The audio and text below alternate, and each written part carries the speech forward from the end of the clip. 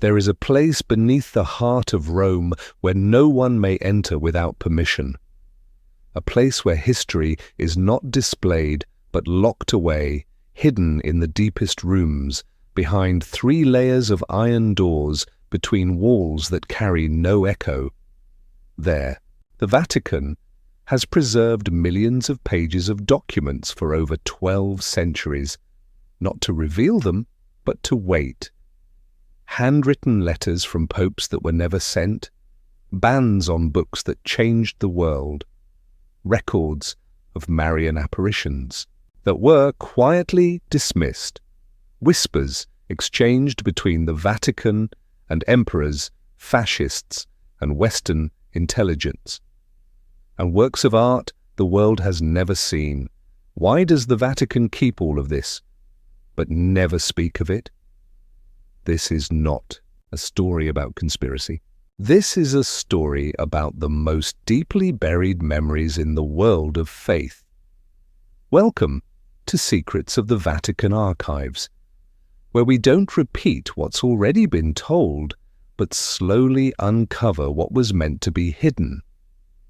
I was once one of the few granted access to the restricted section of the Vatican Archives. Don't get me wrong, I wasn't a cardinal, not a famous historian, and I certainly didn't come from any noble bloodline. I was just a caretaker, a custode, as the Italians say. My job was to clean, to take notes, and to deliver approved documents to the scholars. But on certain nights, when the old priest had dozed off and the oil lamp burned quietly in the corner, I would quietly open doors that no one else dared to approach. And from that moment on, there was no turning back. I know now that I do not have much time left. In these final years, my heart beats slower, my eyes grow dim in the candlelight, and my hands begin to tremble when they touch the parchment that once felt as familiar as my own skin. But before all of it vanishes with me, I must speak. Not to shock, not to accuse or to absolve, but so that someone out there may understand. Truth has never fully belonged to the light, nor to the darkness. It dwells in the space between, waiting to be heard. I have seen the letters never sent by Pope Pius XV resting quietly in an unmarked drawer. I have read forbidden copies of books once listed as threats to the faith. I have stood before paintings by Caravaggio that were never displayed, because the eyes in those portraits looked straight into a kind of pain theology dared not face. And most of all, I have come to know what we are not permitted to reveal is not hidden because it is false, but because it is too true to be accepted. I do not ask you to believe me. I cannot offer proof the world would recognize. But if you are still listening, if you are still reading, and if somewhere inside you still believe that beneath every haloed glory there lies something deeper, something unresolved, then perhaps you are the one I must say this to, because one day those doors will not remain closed forever. And when they open, you will understand why I could never return. I used to believe the Vatican was simply a religious symbol, a place of prayers, of popes in white robes standing in the open air of St. Peter's Square. But that was just the surface. Behind the ancient stone walls, beneath the towering domes, and behind doors locked with triple mechanisms, lies a world most of humanity will never be allowed to see. The world of the Vatican's secret archives. People often call it the Vatican Secret Archives, but its official name in Latin is Archivum Secretum Apostolicum Vaticanum, which means the private archive of the Pope. The word secretum in Latin doesn't mean secret in the modern sense, it means private. This archive belongs to the Pope personally, It does not belong to the Catholic Church as a whole, and yet that very privacy is what has made this place the subject of so many theories, from political investigations to the search for lost legends. The archive spans roughly 85 kilometers of shelving, with over 35,000 catalogued entries, covering events from the 8th century to the present. But only a small portion is accessible to scholars. The most sensitive, classified or unreleased documents remain sealed deep within the inner vaults, and it is there that some of the most pivotal and controversial moments in the history of Europe and Christianity are preserved. Among the preserved items is a copy of the letter Galileo Galilei sent to the Church in 1613, in which he tried to argue that his views on astronomy did not contradict the Bible. However, in 1616, the Church declared heliocentrism heretical and banned its teaching. In 1633, Galileo was tried by the Inquisition, a tribunal whose activities are also recorded deep within these archives. One of the most searched collections relates to the trial of the Knights Templar in the 14th century. For hundreds of years, it was believed that the Vatican had destroyed all records of the trial. But in 2001, an Italian scholar named Barbara Fraile discovered a copy of the Pergamentum Shinum, a document revealing that Pope Clement V had secretly absolved the Templars. This finding directly contradicted the long-held belief that the Church had agreed to their destruction. It raised a haunting question. Why was that truth hidden for more than 700 years? Then there are documents about the Vatican's relationships with authoritarian regimes in the 20th century, especially Nazi Germany. The archives contain hundreds of letters exchanged between the Vatican and Hitler's regime, along with reports sent from German bishops to the Holy See. These materials suggest the Vatican had early knowledge of the mass killings of Jews, but their response was deeply complicated, shaped by faith, political calculation, and fear of persecution. In 2020, after decades of controversy, the Vatican finally opened part of the archive related to Pope Pius XIII, who led the Church from 1939 to 1958 during the years of World War II. This was a groundbreaking moment for historians, as Pius XIII had long been accused of remaining silent during the Holocaust. The newly released documents revealed a more complex picture.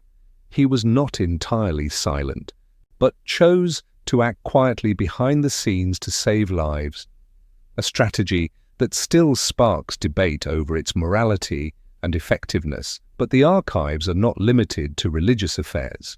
They also contain handwritten letters by Michelangelo, sketches by Bernini, a farewell note from Mary, Queen of Scots, before her execution, and even a letter from a Native American chief to the Pope in the 19th century. The Vatican Archives are like a gateway connecting all of history, from the bloodshed of the Crusades to the revolutions of science, from theological schisms to modern political intrigue. Despite holding such a treasure of history, access to the archive is strictly limited. Each year, only around 60 to 80 scholars are allowed to study on site. They must apply, specify their research topic, and follow strict rules. No photographs, no photocopies, and no documents may leave the room. Most importantly, no one is allowed unrestricted access. The most sensitive areas remain sealed. I'm not trying to draw conclusions. I don't claim to know all the truth, but I believe that when you stand before the endless shelves with centuries-old dust resting on trembling handwritten lines from the 10th century, you begin to understand why the Vatican guards this place so carefully. Some truths are too vast to be exposed. Some stories once told would force us to question the very foundations of our civilization and our faith. If there were a single document that could illustrate the sensitivity and power held within the Vatican archives, it would likely be the records of Christianity's Great Divide, the schism between Catholicism and Protestantism. Few people, Know that in the early days of the Reformation, secret exchanges between Martin Luther and certain Vatican representatives were carefully recorded. These handwritten notes, written in slanted brown ink, once moved a Dutch scholar to tears, not because of religious disagreement, but because the documents revealed that both sides had once tried to prevent the split, only to be driven apart by pride and power. As early as the 1530s, the Vatican quietly dispatched envoys to the German principalities to negotiate with the reformist factions. Among the documents are statements by Bishop Girolamo Aleandro, a theologian and diplomat, who once proposed rare theological concessions to preserve the unity of the Church. But when Luther's responses arrived, cautious yet firm, the Church turned away, and history took an irreversible path. These materials are kept in a sealed dossier, accessible only to those with advanced research credentials and a clearly justified purpose. Another subject that once sent a chill down my spine was the record of the Inquisition. The Vatican still holds thousands of indictments, interrogation transcripts, and death sentences from those accused of heresy between the 12th and 19th centuries. One of the most infamous cases is that of Giordano Bruno, a philosopher, astrologer, and advocate of the theory of a boundless universe. The documents on Bruno reveal not only his intellectual arguments, but also the inner conflict of the clergy who had to judge him. In one internal note, a cleric wrote, "If we spare him, doctrine will waver, but if we burn him, history will never forgive us." In the end, Bruno was executed in 1600 at Campo de' Fiori. The long silence that followed for centuries remains one of the clearest reflections of the enduring tension between faith and knowledge. The archives also contain a vast collection of records on the Vatican's interactions with secular empires, particularly Napoleon Bonaparte. When Napoleon invaded Italy, he ordered the most valuable Vatican documents to be shipped to Paris. Dozens of thousands of items were boxed, sealed, and carried across the Alps. Many never returned. What the Vatican did manage to reclaim after Napoleon's defeat is still specially classified. I once saw a handwritten note by Pope Pius VII describing the feeling of losing the soul of the Church as ancient texts were loaded onto French wagons. The document was written in charcoal ink with small, meticulous script, and at the bottom of the page was a single line: "We have been stripped bare." One of the most surprising revelations comes from diplomatic correspondence between the Vatican and Asian nations. Few people know that in the 17th century, the Vatican secretly exchanged letters with the Tokugawa shogunate of Japan, even while Christianity was banned there. The letters were sent through Portuguese missionaries, hidden in merchant ships and concealed inside small wooden statues to avoid detection. One letter from 1611, ordered by Tokugawa Ieyasu himself, stated clearly, "We do not accept a faith that divides families, but we respect the knowledge and loyalty your missionaries bring." The Vatican preserved that letter carefully as a quiet monument to the first, and failed, diplomatic contact with a closed Asian empire.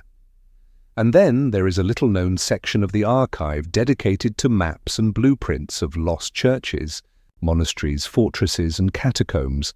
Among them are maps showing the locations of ancient dioceses that vanished due to war, plague, or political upheaval.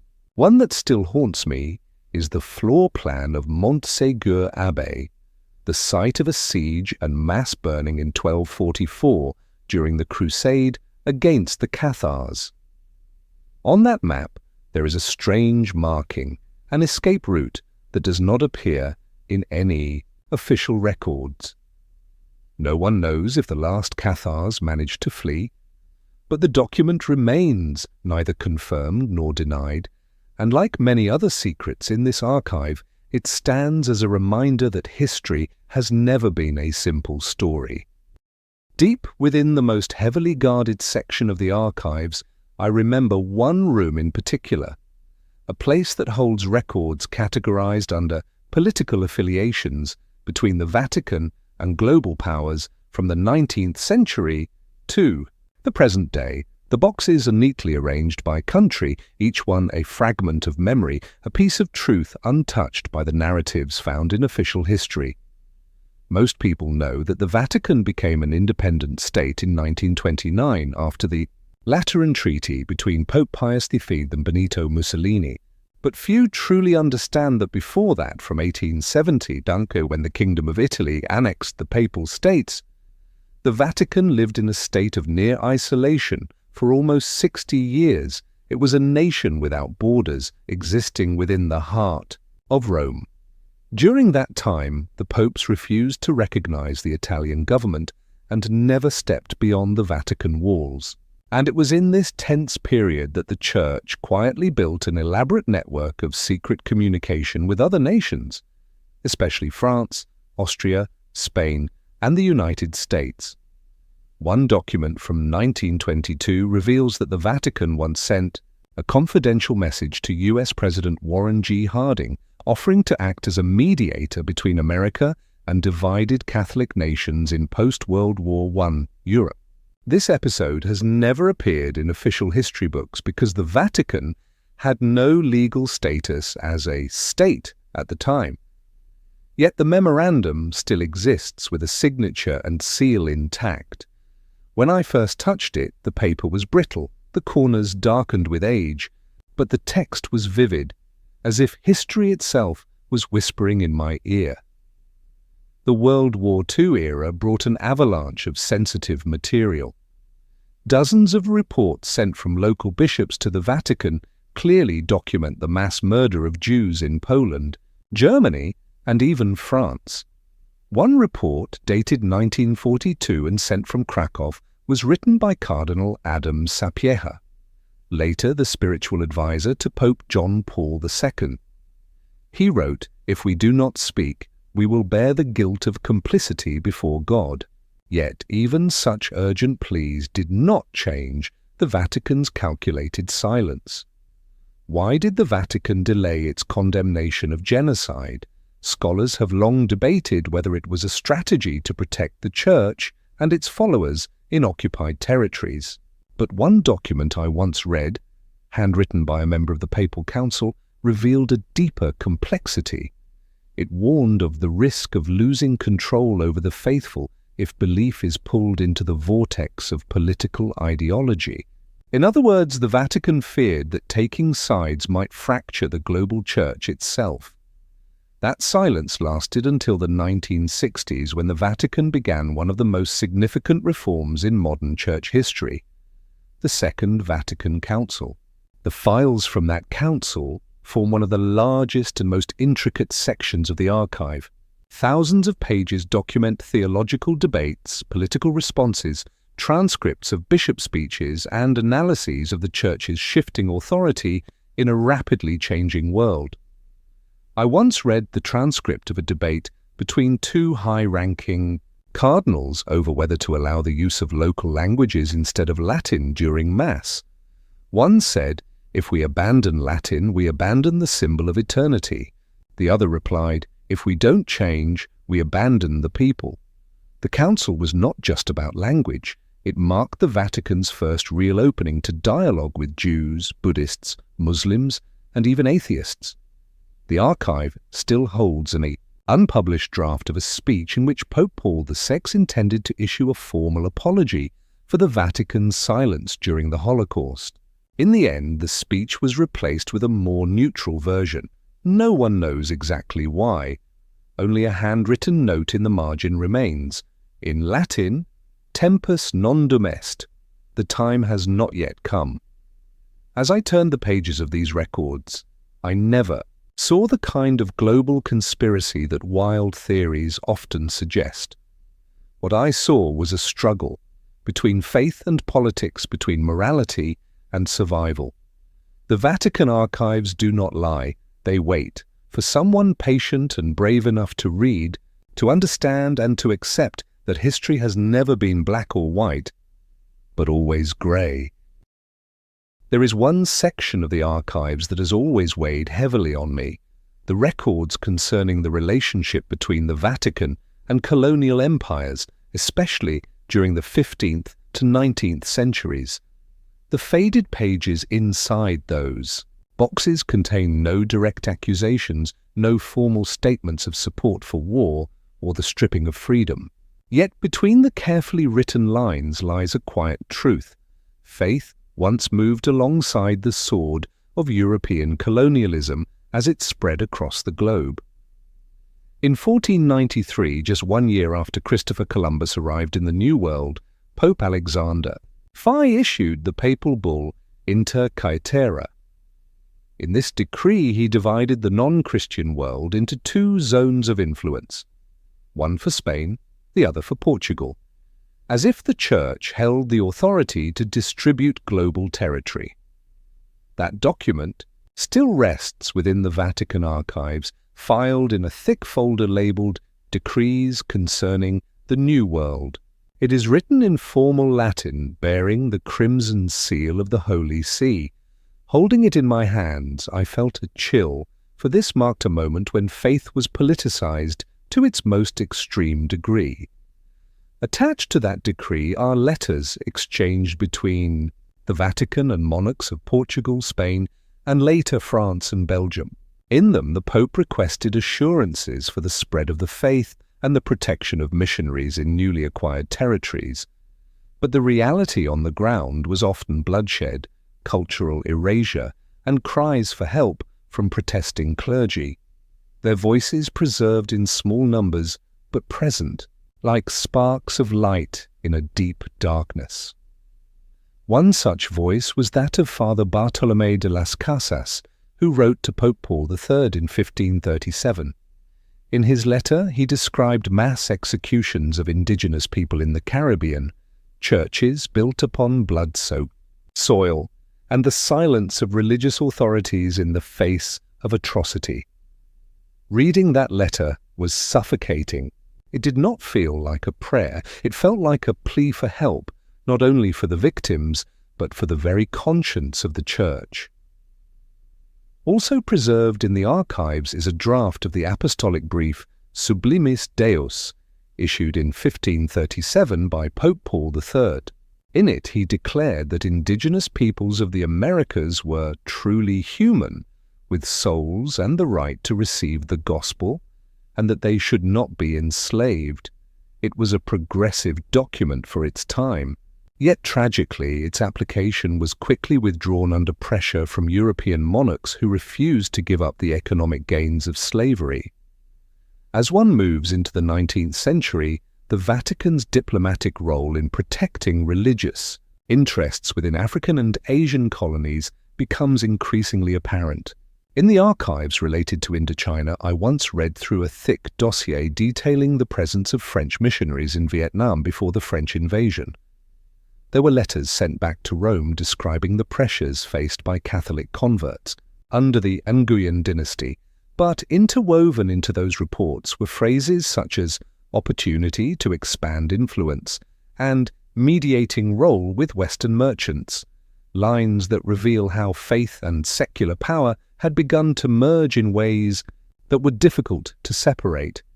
It is important to note that the Vatican did not directly order colonial conquests. Yet, through the stamps of approval, the formal blessings, and the moral legitimacy it extended, one can trace the Church's role in validating empires and in soothing the conscience of those who conquered. The Vatican Archives also contain many records that reveal internal dissent. Not a few priests, monks, and bishops protested the abuse of religion for colonial purposes. One document from 1885 tells of a French bishop in the Congo who submitted a formal protest to the Vatican after witnessing hundreds of people have their hands cut off for failing to meet rubber quotas for King Leopold II's company. The Vatican's response was recorded in a single brief line: "We pray for them, but intervention is beyond reach." Perhaps that is why the Vatican Archives are not just a repository of memory.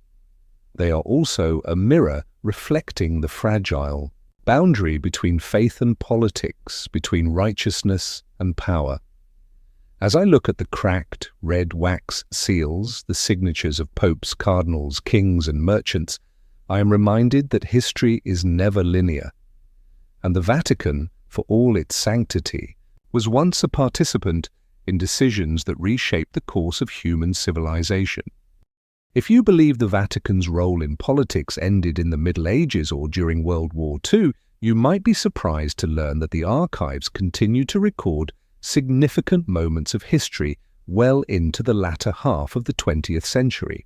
One of the most secure areas in the Vatican Archives houses the diplomatic records of the Holy See's engagement with global powers during the Cold War, particularly in Eastern Europe, Latin America, and the Soviet Union.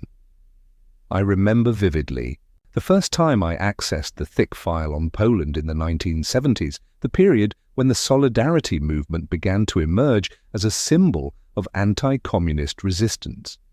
Many people know that Pope John Paul II, the first Polish pope, supported this movement, but few realize that the Vatican, through covert channels, sent funds, printing equipment, and even intelligence to opposition groups.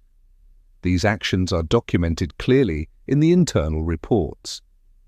One memorandum sent from the Vatican Secretariat of State to the Apostolic Nuncio in Warsaw bears the handwritten note of Cardinal Casaroli. This is not only a defense of faith, this is a moment of survival. These documents reveal that the Vatican was not merely a passive observer, but a sophisticated political actor, using soft power to influence major shifts in the global order. Poland was not the only focus. The Vatican also intervened deeply in Latin America.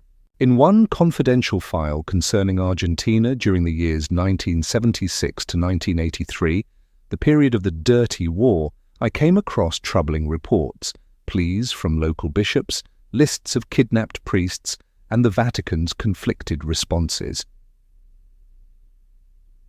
1. Telegram from Buenos Aires referenced Father Carlos Mujica, who was assassinated for supporting the poor and opposing military violence. But the Vatican's reply simply stated, "We cannot publicly take sides in an internal conflict." That sentence stayed with me for a long time, not because it was entirely wrong, but because it reflected the Vatican's traditional strategy, to act quietly, remain publicly neutral, yet offer discreet support to the side it believed was just. In Chile, during the rule of Augusto Pinochet, the archives show periods of silence and moments of indirect pressure. A fully recorded private meeting between Cardinal Angelo Sodano and Chilean military leaders includes a message expressing concern that the Church is being perceived as a refuge for enemies of the regime. At the same time, records confirm that the Vatican protected priests who were sheltering political fugitives, not by public decree, but through internal memos requesting the reinstatement of dismissed bishops sympathetic to the opposition. The Cold War also brought complex dynamics to the Vatican's relationship with the Soviet Union. Though Catholicism was heavily persecuted in Soviet territories, the Vatican maintained discreet communication channels. A typed report dated March 12, 1962, details a confidential meeting between an unofficial Vatican envoy and a representative of Khrushchev's government in Vienna. The conversation was not explosive. They discussed religious freedom and clerical safety. But the fact that the meeting occurred sent a clear message. The Vatican was willing to talk if it could save lives and preserve faith. It is important to note that the Vatican did not always stand on the side of justice, at least not in the way the outside world often hopes. In the case of Spain under Franco, the Vatican maintained diplomatic relations with the dictatorship for decades. Some scholars call this a compromise with authoritarianism to protect the faithful. Letters preserved in the archives show that bishops could disagree but ultimately followed orders from above. For a long time, I thought the Vatican archives would be filled with mystical secrets, ancient scriptures, or lost relics. But after years of study, I've come to understand this. The most shocking discoveries are not things beyond history, but truths that are all too real, too political, too close to what still surrounds us today, truths many would rather not confront. The Vatican is not a supernatural force. It is a political religious entity operating with logic, strategy, and careful calculation. And its archives, not the stained glass windows or the holy statues, are the place where this complex reality is laid bare in its most honest form. Of all the rooms I have ever entered inside the Vatican Archives, none has left me as silent as the one marked P12 Pius XII. That name tied to the Pope who reigned from 1939 to 1958, a period that aligned almost entirely with World E. War II and the post-war era remains at the center of one of the most enduring debates in modern history. Did the Vatican do enough, say enough, or remain silent for too long in the face of the 20th century's most brutal genocide? For decades, the records relating to Pius XII were sealed, dividing historians around the world.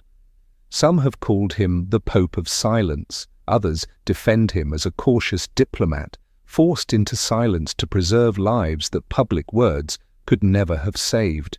Then, in 2020, when the Vatican officially declassified a portion of the documents from his papacy, a wave of astonishment swept through the scholarly world. I was among the few present at the archives when the materials were first opened. I remember clearly the first time I unfolded the file titled simply Attività del Santo Padre durante il conflitto, the activities of the Holy Father during the conflict. Inside were letters, reports, and telegrams, many from bishops in Germany, Poland, and Hungary, sent between 1941 and 1944. One letter from the Archbishop of Lviv, dated March 16, 1942, described how more than 1,000 Jewish residents were expelled from the town without formal charges or any official sentence. At the end, he pleaded with the Vatican to intervene, or at least to speak out. The Vatican's response, attached just after, consisted of only a few lines. We share in the sorrow, but prayer is the most powerful weapon we possess at this moment. It was not a refusal to help, but clearly it was not an action strong enough to stop what was unfolding. There was a thick folder marked separately, titled Richieste di aiuto e asilo, requests for help and asylum. Inside were hundreds of personal appeals from Jews, priests, scholars, and even artists writing directly to the Holy See for protection. Some were assisted, hidden in convents, aided by nuns, or given forged documents identifying them as Catholics to escape detection by German forces, but others received no reply. One particular page froze me in place. It was a handwritten list of 44 names. Beside each name were their addresses, religions, ages, and a note, sheltered at the Santa Brigida convent. The document was dated October 10, 1943, just 3 days after German forces began rounding up Jews in Rome. Of the 44 people listed, cross-referenced records show that only 12 survived. And then there is a detail that few know, something only visible to those who have read the pages themselves. Between 1942 and 1944, the Vatican sent multiple communiques to the German embassy in Rome requesting a reduction in persecution in areas where Catholic Jews resided. These letters were never made public. They contained no strong language, no use of the word crime, no mention of genocide. Instead, they spoke in diplomatic terms, concerns for social stability, the need to safeguard the sacred right to life. Perhaps that was the only viable language left in that moment. But for future generations, that caution has remained a source of sorrow and debate. The archive also preserves an entire chapter on post-war appeals from Jewish communities. In 1945, a delegation representing European Jewry wrote to the Holy See, asking for confirmation that Catholic institutions had sheltered Jewish children during the war, and requesting that those children be returned to surviving relatives. The Vatican responded, "We will permit it only if the children choose freely to leave their current environment." But many of these children were only 5 or 6 years old at the time. Most remembered nothing beyond the convent walls and the faith into which they had been recently baptized. That moral wound would remain open for years.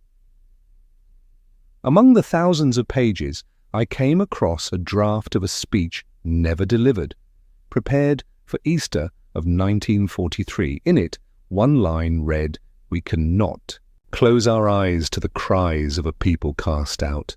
Though they do not bear the name of Christ, they are still human beings." That line never reached the public.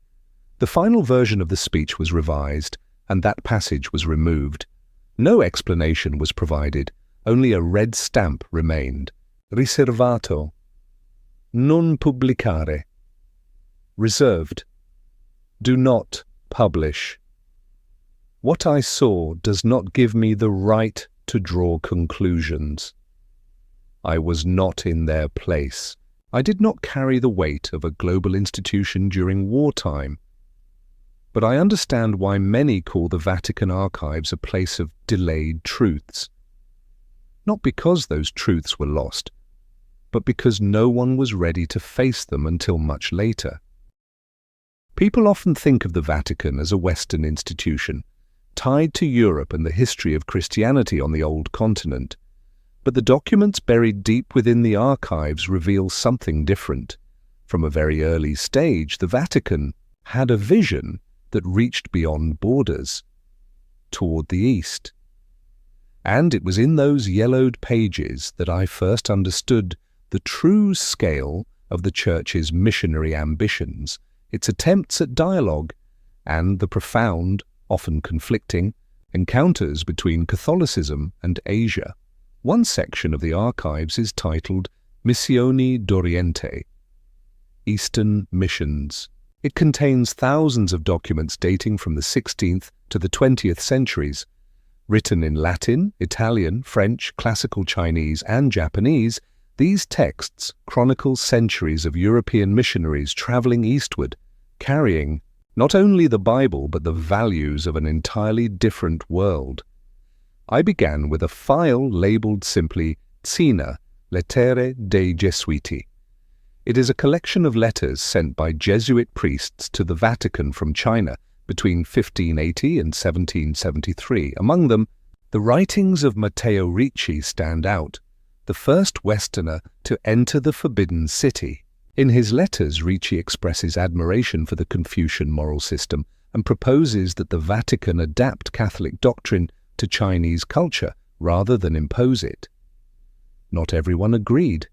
The archives record fierce debates within the Vatican that lasted for decades, centered around whether Chinese converts should be allowed to continue ancestral rites alongside their Catholic faith. Eventually, Pope Clement V issued a decree forbidding what became known as the Chinese rites. This decision severely damaged relations with the Qing dynasty, and by 1721 missionary activity in China was completely banned. Another file, classified under highly confidential diplomacy, contains documents on Vatican-Japan relations. Among them is a letter written in Chinese characters from Tokugawa Ieyasu in 1610, translated and preserved with remarkable directness. "Your religion disrupts the internal order. It divides fathers and sons, masters and servants. I do not allow it." What followed was a long series of tragic reports. Mass executions of Catholics in Nagasaki, priests burned alive, churches demolished. Yet from those fragments I read astonishing resilience. Handwritten letters by imprisoned Japanese believers sent to the Vatican via Portuguese trading ships, written in blood on scraps of cloth. There was no mysticism, no dramatization, only human beings who believed in something greater than themselves and who paid the ultimate price for that belief. Then I entered a different world, the documents relating to Vietnam. The current here had its own distinct character. Caught between East and West, between faith and sovereignty, between mission and politics, one file from 1790 preserved a letter from Bishop Pignot de Béhaine to the Vatican reporting his efforts to help Prince Nguyen An, later Emperor Jia Long, rebuild his forces and reclaim the throne. That letter was not just a missionary report. It was living evidence that Catholicism played a role in shaping modern Vietnamese statehood, not merely as a foreign religion, but as an agent in nation-building. But the archives also record the darker chapters. The anti-Christian edicts of the Nguyen dynasty, the executions of believers, the desperate pleas from missionaries. One document from 1833 recounts the Le Van Khoi rebellion, noted to have some support from Catholic communities, and the Vatican's cautious reaction: "We must not allow faith to become entangled with rebellion." That line reflected a quiet tension between the desire to protect the faithful and the fear of being drawn into uncontrollable local conflicts. In the 20th century, the Vatican-Vietnam relationship grew even more complex. One file covering the period from 1954 to 1975 is dense, with reports on Catholic life in the north, the mass migration to the south, and the influence of the Saigon government in episcopal appointments. A letter from Pope Pius I to President Ngo Dinh Diem offered blessings but carried a subtle message. A national leader has the duty not only to defend the faith, but to ensure justice for all his subjects. It was one of the few documents written in a tone both supportive and cautionary. What troubled me most, perhaps, was a special file documenting the failed efforts to restore diplomatic relations between the Vatican and the Socialist Republic of Vietnam after 1975. Internal notes reveal the Vatican's patience, its repeated offers for dialogue, and its hope to re-establish a humanitarian channel. But every meeting ended at the level of polite formality. A 1989 memorandum read, "We must wait. Patience is part of the mission." Even in the pages that remained silent, I could feel the weight of history. Every letter, every red seal, was more than administrative paper.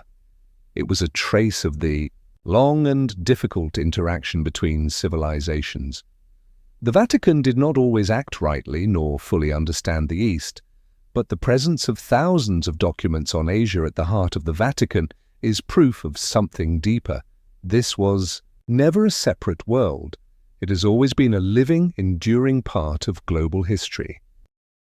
I once thought of the Vatican as a unified whole, a perfect organizational pyramid with no room for internal dissent. But it was only deep within the archives that I began to understand.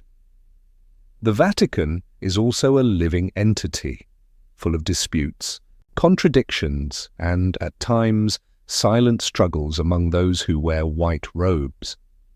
One section of the archive is marked Sub Secreto Pontificio, under papal secrecy. It contains records of discreet confrontations between popes and cardinals, or between former popes and their successors. These documents are never made public while the individuals involved are still alive. They are only archived after those events have passed into history, or after the people in question have left office. A particularly revealing set of files documents the tension between Pope Paul VI and Cardinal Giuseppe Siri, once considered a leading candidate for the papacy. During the Second Vatican Council, Siri vehemently opposed modernizing the Church, from replacing Latin with vernacular languages during Mass to engaging in dialogue with other religions. Internal records show that he wrote privately to Paul, denouncing what he saw as the dismantling of the sacred. The Pope's reply was only 2 lines long, but unmistakably cold. The shepherd cannot wait for the hesitation of the gatekeeper. The disagreements went beyond theology. The Vatican also bore deep fractures in its financial governance. One of the most scandalous and thoroughly documented episodes in the archives is the Vatican Bank crisis involving the Istituto per le Opere di Religione, or IOR, in the late 1970s and early 1980s. I still remember holding a thick, typewritten dossier nearly 600 pages long titled Caso Calvi. It refers to the case of Roberto Calvi, an Italian banker found hanged under London's Blackfriars Bridge in 1982. The press called him God's banker due to his close ties to the Vatican Bank. His death was officially ruled a suicide, but the documents preserved in the Vatican Archives tell a different story. Inside were bank statements, letters between the IOR and Banco Ambrosiano, records of suspicious loans, and lists of accounts held by front organizations in Panama. A handwritten memo from a bishop voiced a grave concern.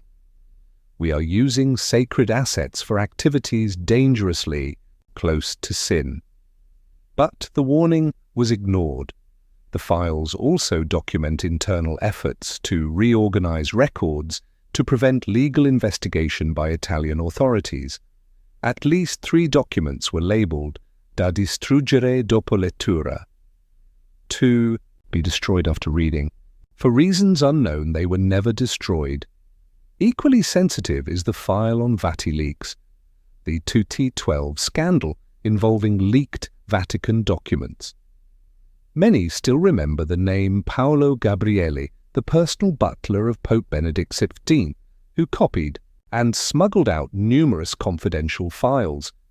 In the archives, a dedicated box preserves the full timeline of the incident, from the internal investigation to Gabrielli's handwritten confession. In it, he wrote, "I did not betray the Holy Father. I only wanted the Church to know what was happening behind closed doors." The leaked documents revealed severe internal divisions within the Roman Curia, factions, rival interest groups, and power struggles over influence. Many of the papers exposed financial favoritism, corruption in ecclesiastical appointments, and efforts to suppress scandals involving ethics and criminal behavior. Every line was a fracture in public trust. The fact that the Vatican chose to prosecute Gabriele in an open court was a rare sign that the wall of silence had begun to crack. Once asked a priest who managed the archives, why does the Vatican preserve documents that could harm its own reputation? He smiled, then replied with a sentence I've never forgotten, "Because the truth does not belong to us. It only passes through us." The Vatican Archives do not attempt to erase the past.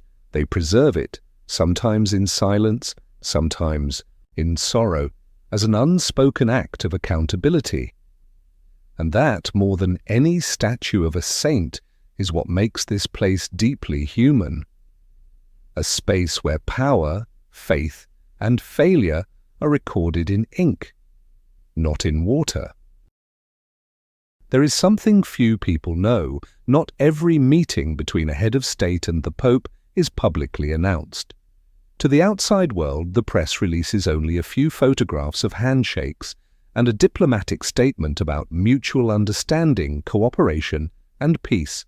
But in the Vatican Archives, I found handwritten records of what was truly said behind closed doors, exchanges that were sometimes blunt, sometimes emotional, occasionally marked by disagreement, and always written carefully, in ink, designed to last a century.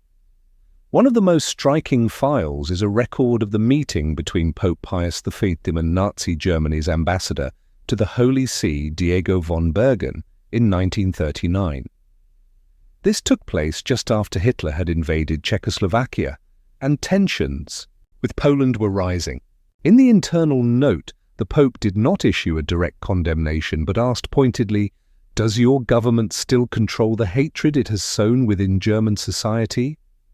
The ambassador did not give a direct answer.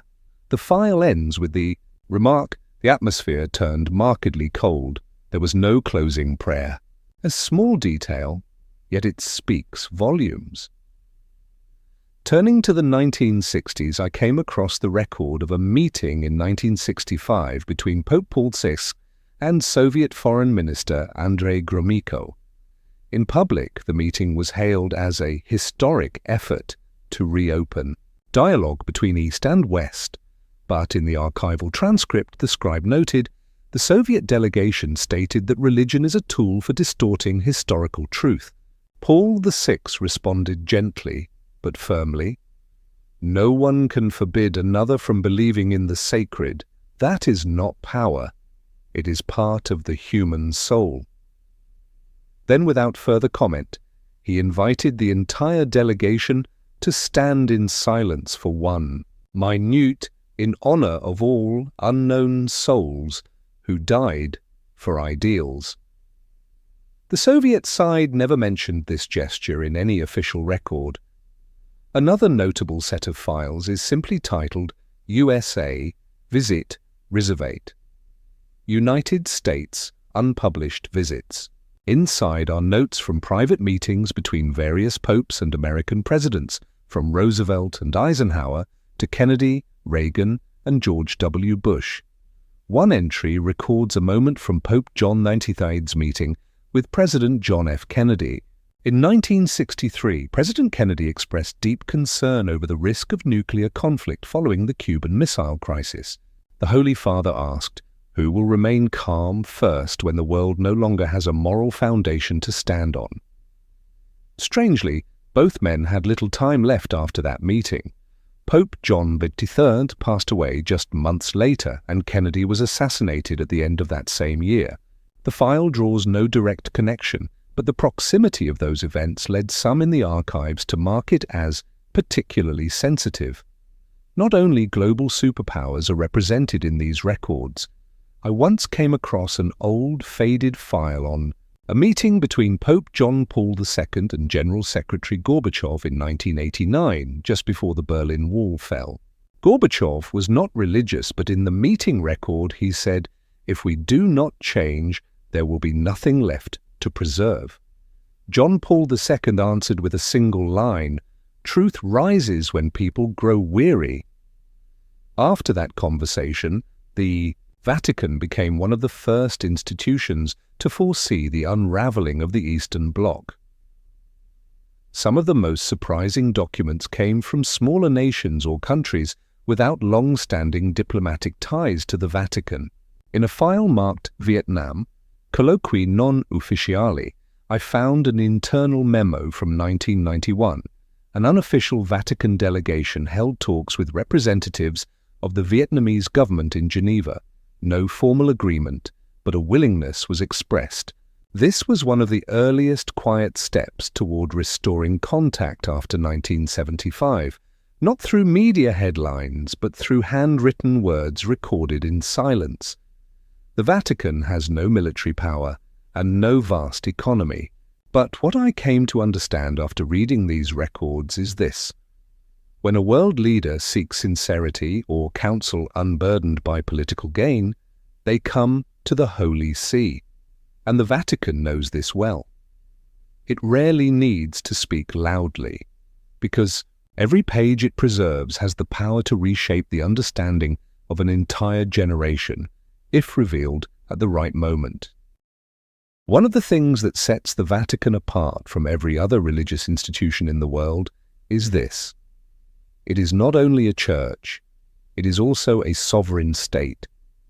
It can sign treaties, issue diplomatic communications, and even be sued. And it is within one of the least discussed sections of the Vatican Archives, Causae Juridicae, that I encountered a very different side of the Holy See. In these pages, the language is no longer one of prayer, but of legal argument. Few expect the Vatican, a sacred place, to ever be brought before a court of law. But in reality, since the early 20th century, there have been hundreds of legal disputes involving the Vatican, both internally and with foreign governments. One thick file details the famous legal conflict between the Vatican and the Italian government following the signing of the Lateran Treaty in 1929. The issue was not merely about borders or privileges, but about the ownership of hundreds of buildings, churches, and monasteries across Italy. One memorandum clearly states, "We cannot allow sacred ground to become negotiable property, but neither can we allow it to be nationalized without condition." The negotiations dragged on for years, at times threatening to become a diplomatic crisis. The Vatican had to prove legal ownership of property dating back to the medieval period, often using original documents drawn from these very archives, written in Latin and signed by popes as far back as the 12th century. Thanks to that, many Catholic properties still retain their legal inviolability today. But perhaps the most painful and deeply unsettling documents are those relating to cases of sexual abuse within the Church, which erupted into global public view in the early 2000s. Filed under a sensitive category marked Casi Disciplinari Riservati. Confidential disciplinary cases. I read documents no seminary had ever taught me to expect. One file details an internal investigation. From 1962 in a North American diocese, the victim was a minor. The perpetrator was a priest who had already been reported multiple times. But in the memo, the directive from above was clear. Transfer this individual to another parish. Do not make the matter public. Avoid scandal. For the community, no warning was issued to the next congregation. Years later, the same offence occurred again. This was not an isolated case. Similar files appear from Ireland, Germany, Argentina, the Philippines, some of which were never covered by the media. Letters from victims reached the Vatican, sometimes handwritten with trembling script. "I don't know who else will listen. Please don't pretend nothing happened." Some received no reply. Others were labelled for internal review. The Vatican has never denied that abuse occurred, but it approached the issue as an institutional crisis, not simply as a matter of individual crime.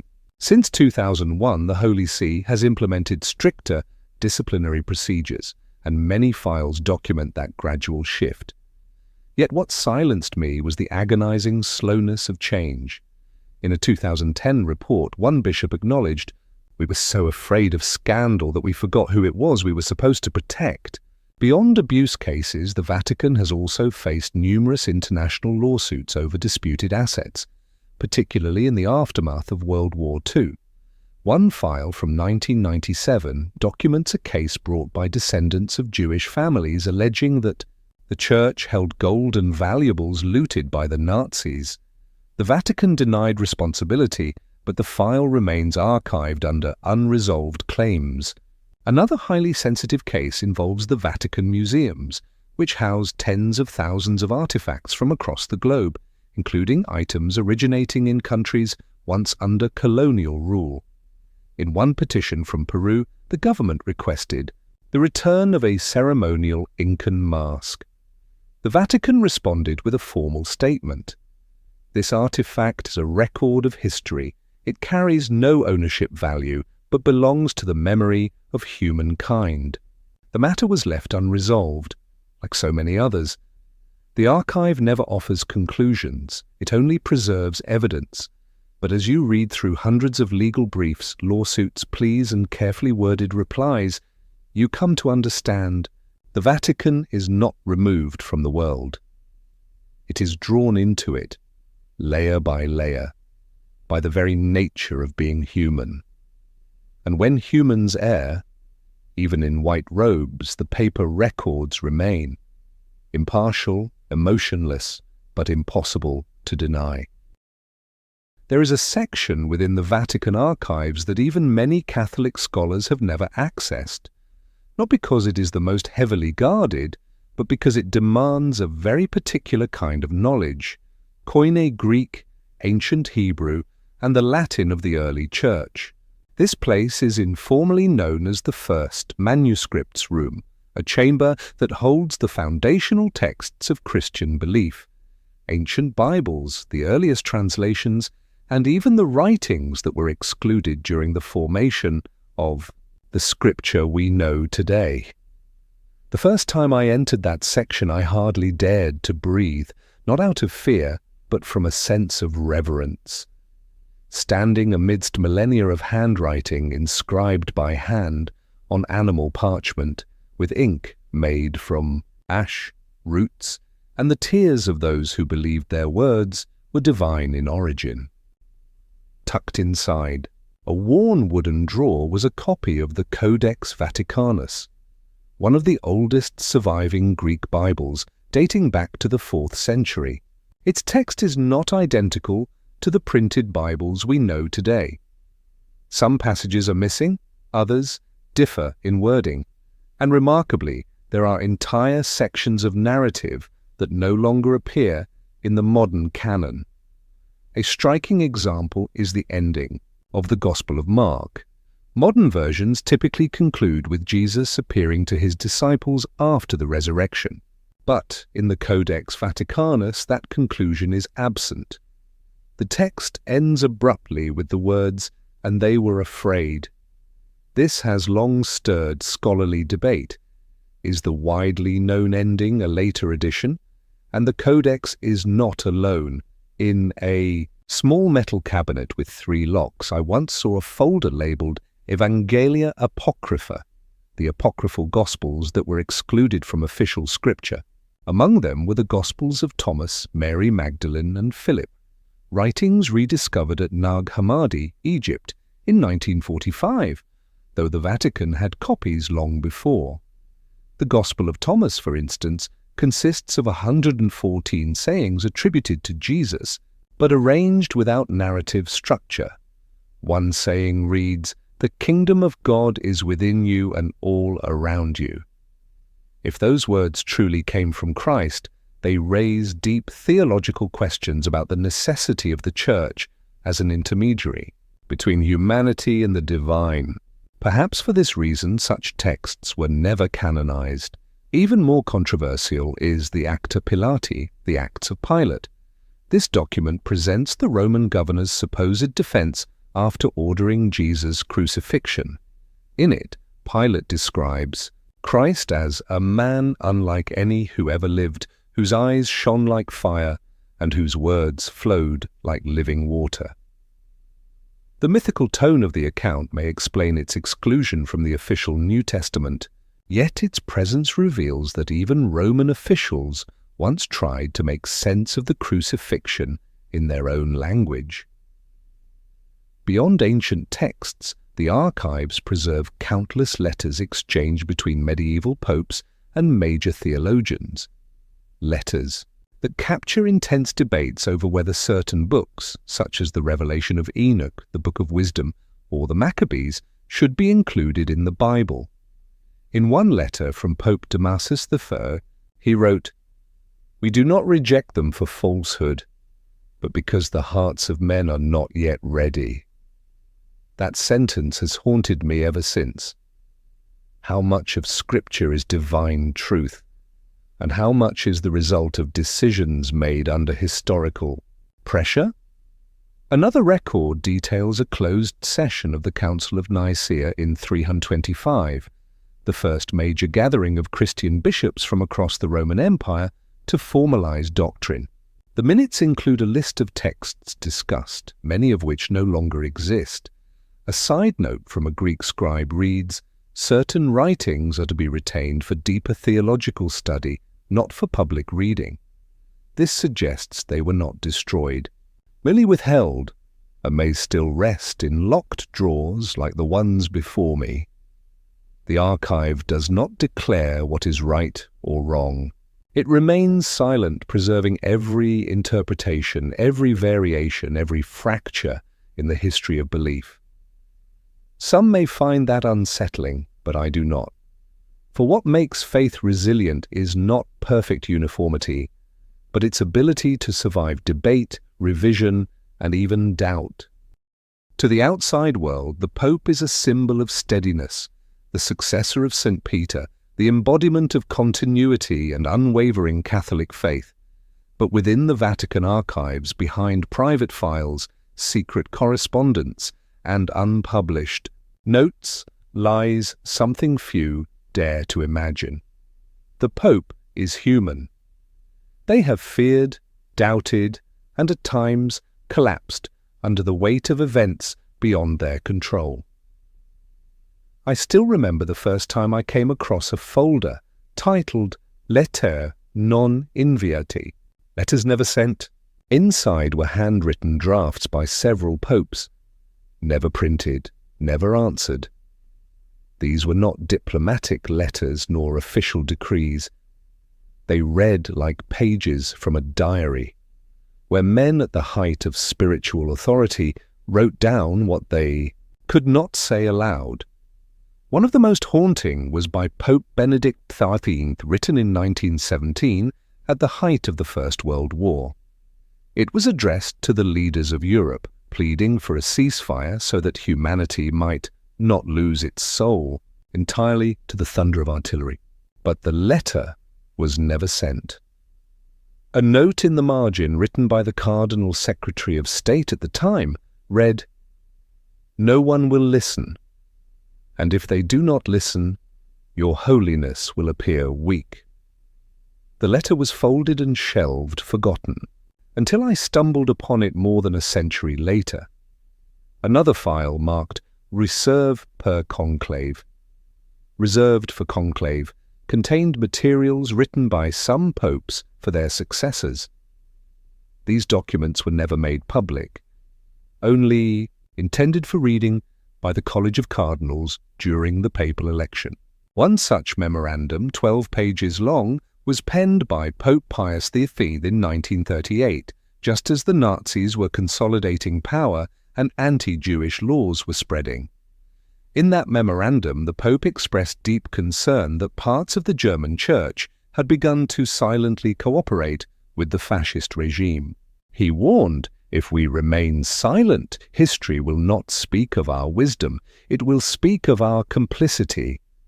That document was never read. Pius V died shortly before he could issue a public encyclical condemning anti-Semitism. The memorandum remained in the archive, sealed and silent. One file left me standing motionless for a long time. It held records about Pope John Paul I, who served only 33 days before his sudden death. Many conspiracy theories have swirled around that event, but in the archives there was no intrigue, only the cold truth of internal memos showing that the Pope had been preparing a sweeping reform of the Vatican's financial administration, including changes to the Vatican Bank and a review of secret accounts linked to Italian financial institutions. In one of his handwritten notes he wrote, "The Church cannot preach purity if it is not transparent itself." That line was underlined 3 times, but he never had the chance to act. And in a meeting record held shortly after his death, one cardinal wrote, "We must continue the mission, but we must not touch the structural foundations." That sentence has echoed in my mind ever since. Even beloved popes like John Paul II and Francis have left behind handwritten letters heavy with emotion. One unpublished draft by John Paul II, written during the height of the abuse scandal, shows clear inner conflict. "I do not know if I have done enough. Every night I pray not only for forgiveness from God, but from the victims I have never met." His handwriting was simple, but the words were weighty, like the papal tiara he wore for over 2 decades. Pope Francis, known for his closeness and reformist spirit, also has letters never made public.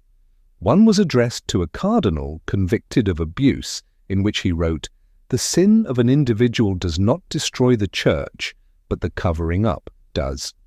An attached memo revealed that fierce internal debate continues within the Vatican over the boundaries of forgiveness and transparency in the modern age. The Vatican Archives never speak aloud, but its pages, yellowed, trembling, and never seen by the public, carry what no press release could ever convey: that beneath The glow of authority, the chair of Peter, is also a solitary journey, and even the head of the church has sleepless nights, just like any other soul in the world. When people speak of the Vatican, they think of churches, rituals, and faith, but few think of telegrams, or intelligence reports, or financial contracts with foreign banks. And yet it is precisely these seemingly secular elements that occupy a considerable part of the deepest layers of the Vatican Archives, where the Holy See's unofficial ties with worldly powers have been recorded, line by line. One of the first folders that left me stunned bore the title Contatti Riservati, Intelligence. It contains documents detailing secret communications between the Vatican and Western intelligence agencies during the Cold War, particularly with the CIA and MI6.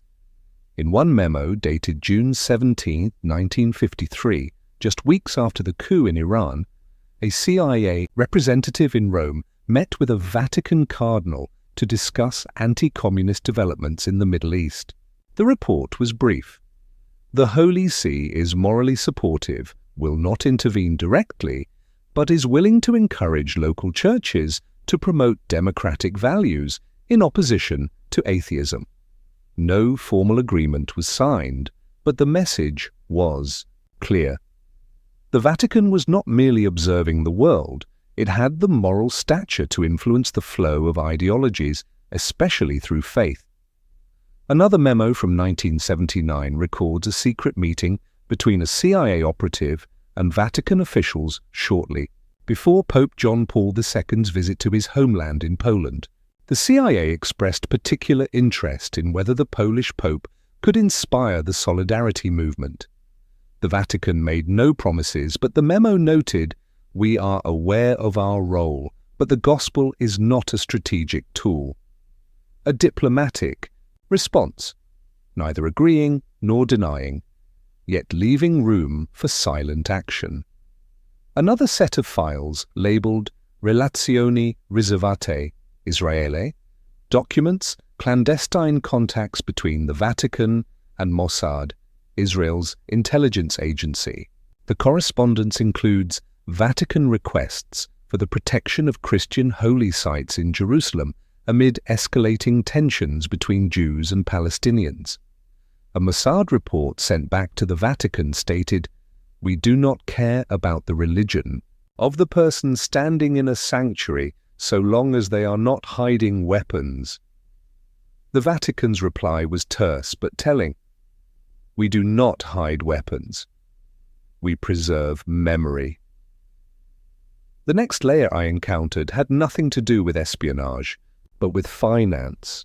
A folder titled Banca e Potere, Banking and Power, chronicled the Vatican's relationships with numerous international financial institutions, including Banco Ambrosiano, UBS of Switzerland, and financial entities in Panama. The KIT files contain wire transfer records and investments in real estate across London, Paris, and even resort properties in South America. An internal report from 1985 notes, "A portion of investment returns will be redirected to the charitable funds of the Holy See. No public disclosure required." The concern was not that the Vatican was investing, but that it used shell companies to avoid scrutiny. Some accounts were listed under the names of pastoral foundations, but managed by financial directors of private banks. There were no signs of abuse, but the structure was so opaque that tracing funds was nearly impossible. And perhaps that was precisely the intent. What surprised me even more was a small, unnumbered, unstamped folder bearing only a handwritten title, Rapporti non ufficiali Fraternità Riservate. This was a record of confidential encounters between high-ranking Vatican officials and representatives of Western secret societies, including the Freemasons, a group long condemned by the Catholic Church. One memo dated 1969 records a bishop in Switzerland meeting with a senior Freemason of the European Lodge to explore possibilities for dialogue on human rights and freedom of conscience.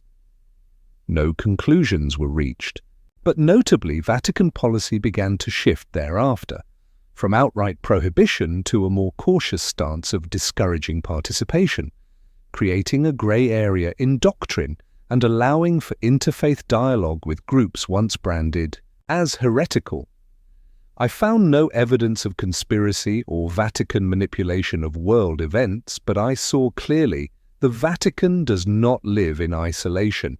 It maintains a network, not declared, not publicized, but quietly active for centuries, and its archives preserve every handshake, every letter, every unofficial meeting, as if history does not happen on stage, but in the wings behind the curtain. When one enters the Vatican, the first thing they usually notice is the light, from the stained glass windows, from the gilded brilliance of the Sistine Chapel, from the flickering candles and shimmering statues in the grand basilicas. But few are aware that alongside that light there exists another realm, one of silence, condensation, and ritual so intricate it borders on the mystical. And in the Vatican Archives, what unsettled me most wasn't political documentation, but the rituals themselves. These are manuscripts that have never left the stone walls, read aloud only once, then locked away behind drawers with 3 brass latches. One of the most astonishing documents I encountered was a handwritten manual titled Ordo Rituum Conclavis, over 80 pages detailing the precise sequence of steps in organizing the papal conclave. The original may not be copied or publicly released. It is not merely a description, but it is a living document containing whispered prayers, sealing rituals, and even coded signals used among officials to ensure no information escapes. A particularly striking section records the oath of the ceremoniere, Segreto, the secret master of ceremonies tasked with upholding absolute silence during the conclave. The oath itself is not fully written, showing only its opening line. I swear, before God and the shadow of St. Peter. The rest is transcribed in abbreviated Latin code, intelligible only to the inner circle. A note in the margin reads, "Should the oath be broken, every prayer within the sanctuary will lose its virtue." Whether symbolic or literal, the gravity of that sentence was impossible to ignore. Another document I came across was labeled, "To be used only when there is no pope, Ordo Exequiae Pontificis Maximi," the internal protocol following the death of a pontiff. It details every moment, from who is allowed to enter the papal chambers first, who seals the doors, to the sequence for public announcement. One passage in particular sent chills through me. Before announcing to the world, the Camerlengo shall call the Pope's name 3 times in Latin through the closed door. If no response is heard, he shall declare the Holy Father deceased. It is not merely a ritual, it is the final symbol of both authority and mortality. I also came across a short manual reserved for a rare event, Canonizzazione Extraordinaria, the extraordinary canonization of a saint outside the usual process. Only 8 pages long, it contains strange prescriptions. The relic must be a non-decomposable element. The ceremony must last precisely 3 hours. No more, no less. And the individual who proclaims the title must have a blood or spiritual bond with the saint's community. Whether these rules are still enforced is unclear, but the document remains untouched. One of the least known files was titled De Symbolis Non Publicis, on non-public symbols. It catalogues the secret symbols, items, and colors used by the Vatican in urgent or exceptional situations. For example, a red cord diagonally tied across a Vatican chamber signifies that the room is undergoing theological deliberation, meaning a doctrinal crisis is under discussion. Or a bottle of deep brown ink, known as ink of silence, is used only to write texts that will never be made public. Each symbol is accompanied by explanations in archaic Latin, understood only by the highest clergy. But what haunted me most was a thin, black, leather-bound book without a title, marked only with a date. Trafem CMXLV, April 3rd, 1945. Inside was a ritual never enacted, prepared for the scenario in which Rome fell into the hands of fascist forces or the Soviet Red Army. It outlined how to seal holy relics, how to destroy sensitive documents, and described a rite called Benedictio Ultima, the final blessing, to be performed only if Vatican sovereignty were completely lost. No one has read that blessing aloud since it was written. But it remains there, in the shadows, waiting for a moment the world prays never arrives. The Vatican is a state, but it is also a ceremony. And within its archives, ritual is not merely an action, it is the language of memory. Every written prayer, every crimson seal, every phrase spoken only once in centuries, they are all essential parts of this structure. Not out of superstition, but out of the belief that in a world that changes by the day, some things must be preserved, if only to remind us that we once believed in something eternal. In a quiet corridor tucked away in the northern basement of the Vatican Archives, I stumbled upon an old wooden box carved with a single word: Index. There was no seal, no guide. But inside lay a long and fraught history, the tension between knowledge and faith preserved in full by the Vatican, every book title, every reason for prohibition, every internal debate that never reached the public eye.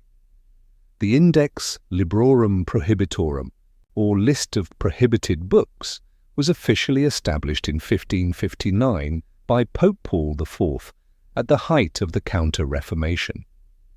It became the most powerful instrument of censorship the Holy See ever wielded for over 4 centuries. But what lies preserved in the archives is not just a list, it is the process, the deliberations, the heated arguments, and, at times, the deep contradictions among theologians, clergy, and even the popes themselves. In my hands, I held a yellowed, typewritten record from 1907, the minutes of a meeting of the Congregatio Pro Doctrina Fidei, the office charged with safeguarding doctrine. In it, members debated whether to add historian Ernst Renan's Vie de Jésus, the life of Jesus, to the index. Some argued Renan blasphemed by portraying Jesus as a mere historical figure, not divine. But one bishop opposed the ban, saying, "If we forbid him, we acknowledge his influence."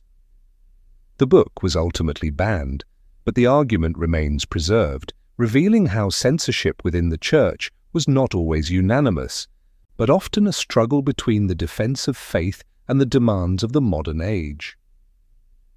Another file, nearly 300 pages long, was labelled with a single line, Galileo Galilei Aggiornamenti.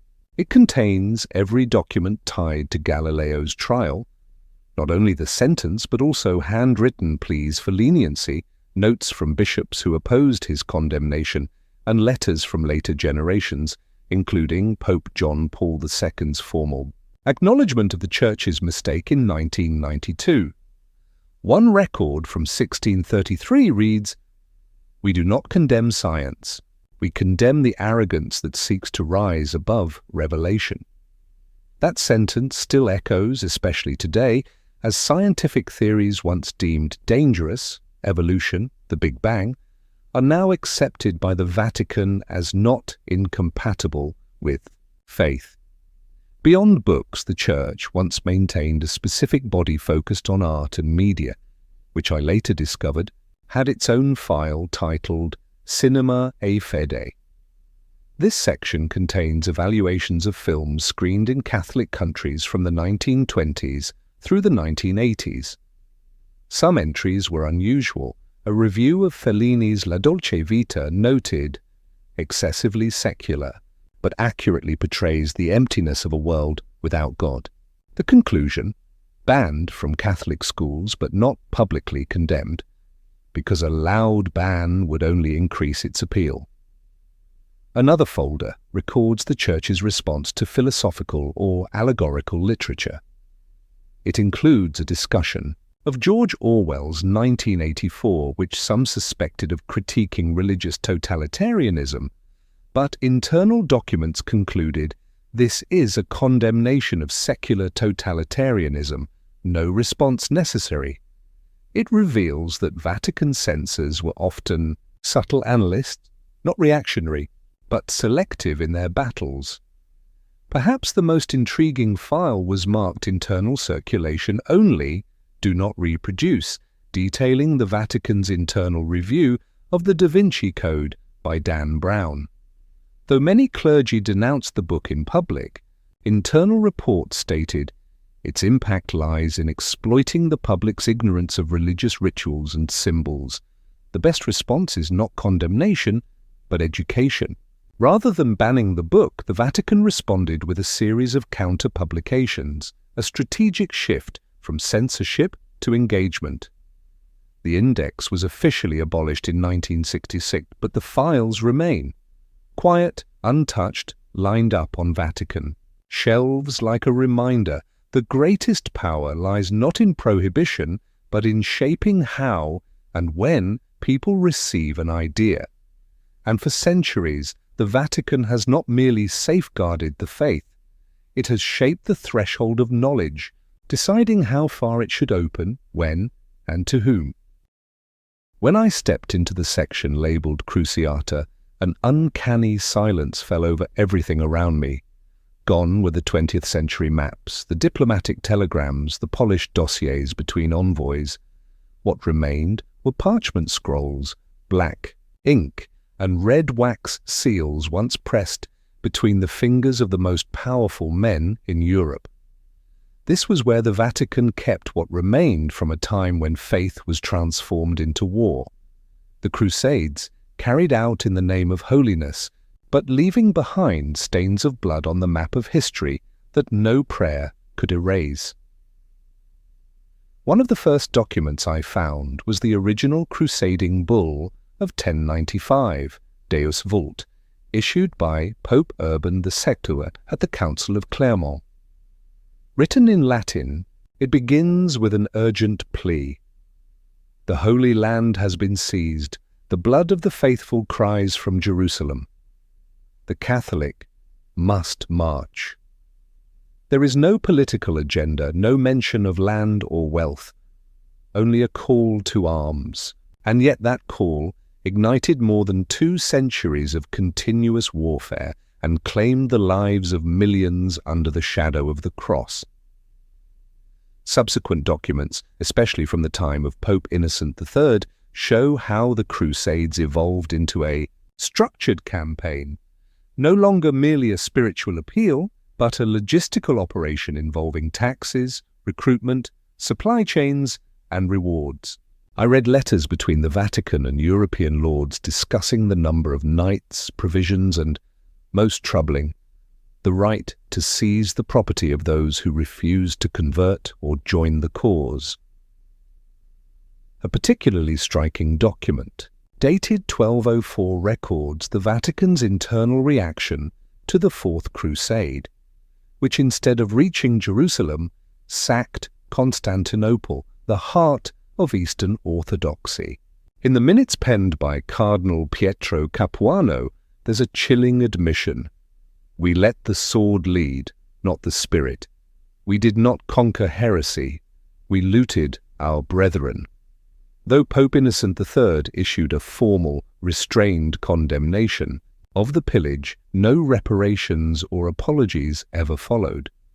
But what haunted me most were not the wartime documents, but the post-war ones. A file titled Requiem pro Errore, a prayer for the error, preserves the Vatican's reflections and acknowledgements of the past.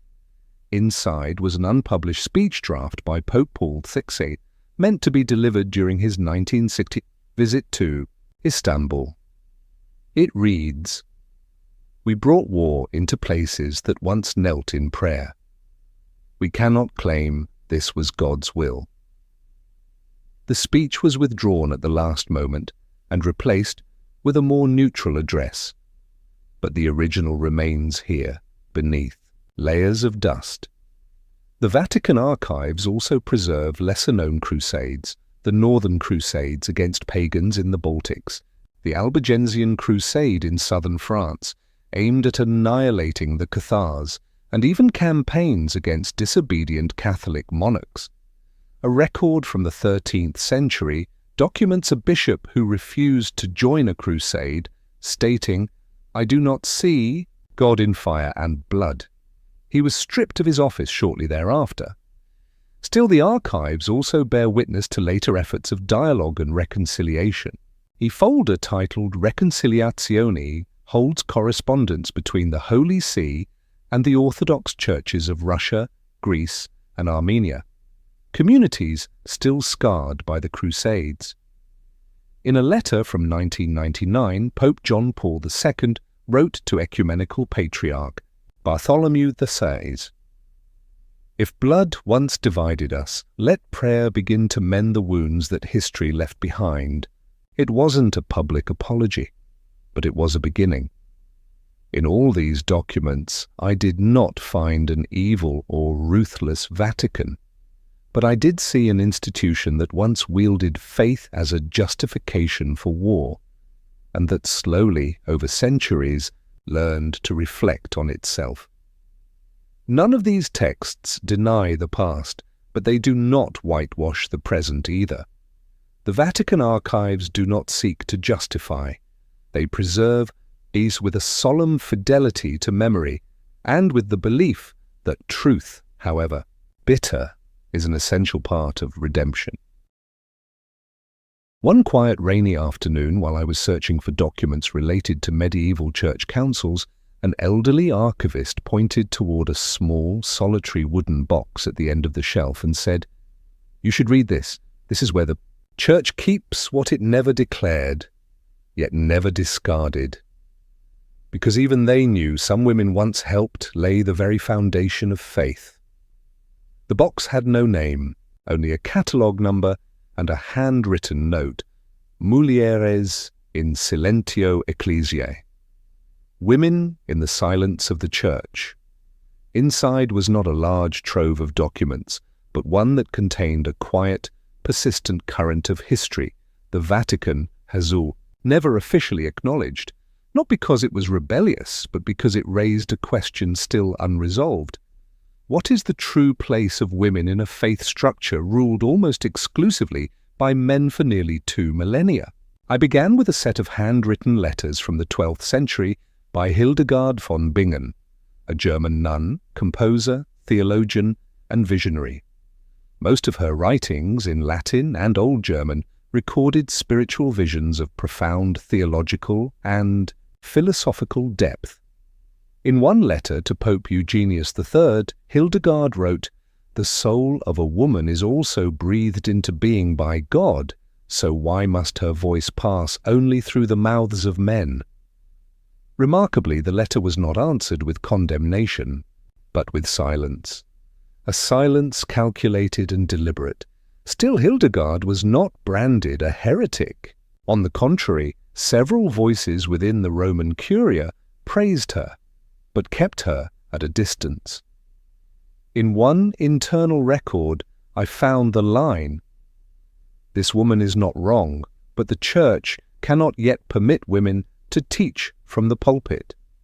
Her intellect was recognized, yet an invisible line remained, one she and countless others were never allowed to cross. Digging deeper, I found another file titled Monialium Scripturae, Writings of the Nuns. It was a collection of prayers, poems, and liturgical texts composed by women in religious orders from the 9th to 16th centuries. Among them were prayers both graceful and defiant. "I do not ask to be priest, I ask to tend the flame unseen, burning quietly in the darkest chapel corner." These words were never spoken in formal rites, but they were copied by hand, passed from nun to nun, their brown-black ink still visible on parchment softened by time. The most haunting section, however, was the file on heresy investigations, particularly those targeting women whose spiritual influence grew too large. A 1321 case from southern France recorded the trial of a group of women accused of unauthorized preaching, though they had only held Bible readings and shared personal interpretations. One interrogation transcript reads, "Do you believe women can interpret the Word of God?" The woman, named Clara, replied, "If God chose a virgin to bear him, why would he not choose her tongue to proclaim him?" The record ends. She was burned at the stake, and yet not all voices were silenced. In the files from the Second Vatican Council, I found letters and internal minutes documenting serious discussions on expanding women's roles in the modern Church. A handwritten note from Cardinal Suinens read, "It is not enough to bring more women into the Church. We must admit they have always been here." From 1965 onward, Vatican commissions began including women as theological advisors, but, as one document explicitly stated, consultano non decidono, they may advise, but they do not decide. More recently, I came across minutes from a 2016 meeting discussing the possibility of female deacons. A group of female theologians presented historical evidence that deaconesses were recognized in the 1st to 3rd centuries in early Christian Greek texts. One cardinal pushed back. That was not the same as ordination today. But another, whose name was redacted in the version I read, wrote, "If a truth must be hidden because our current structure cannot contain it, then the fault is not in the truth." That sentence made me sit in silence for a long time. The Vatican Archives did not erase these women, but it has never placed them in the light.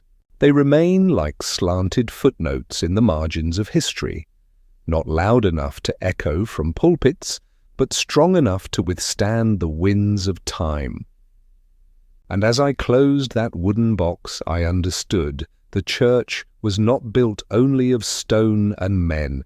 It was built with the hands of women who laundered vestments, copied sacred texts, raised believers, and in silence carried the flame of faith through its darkest centuries.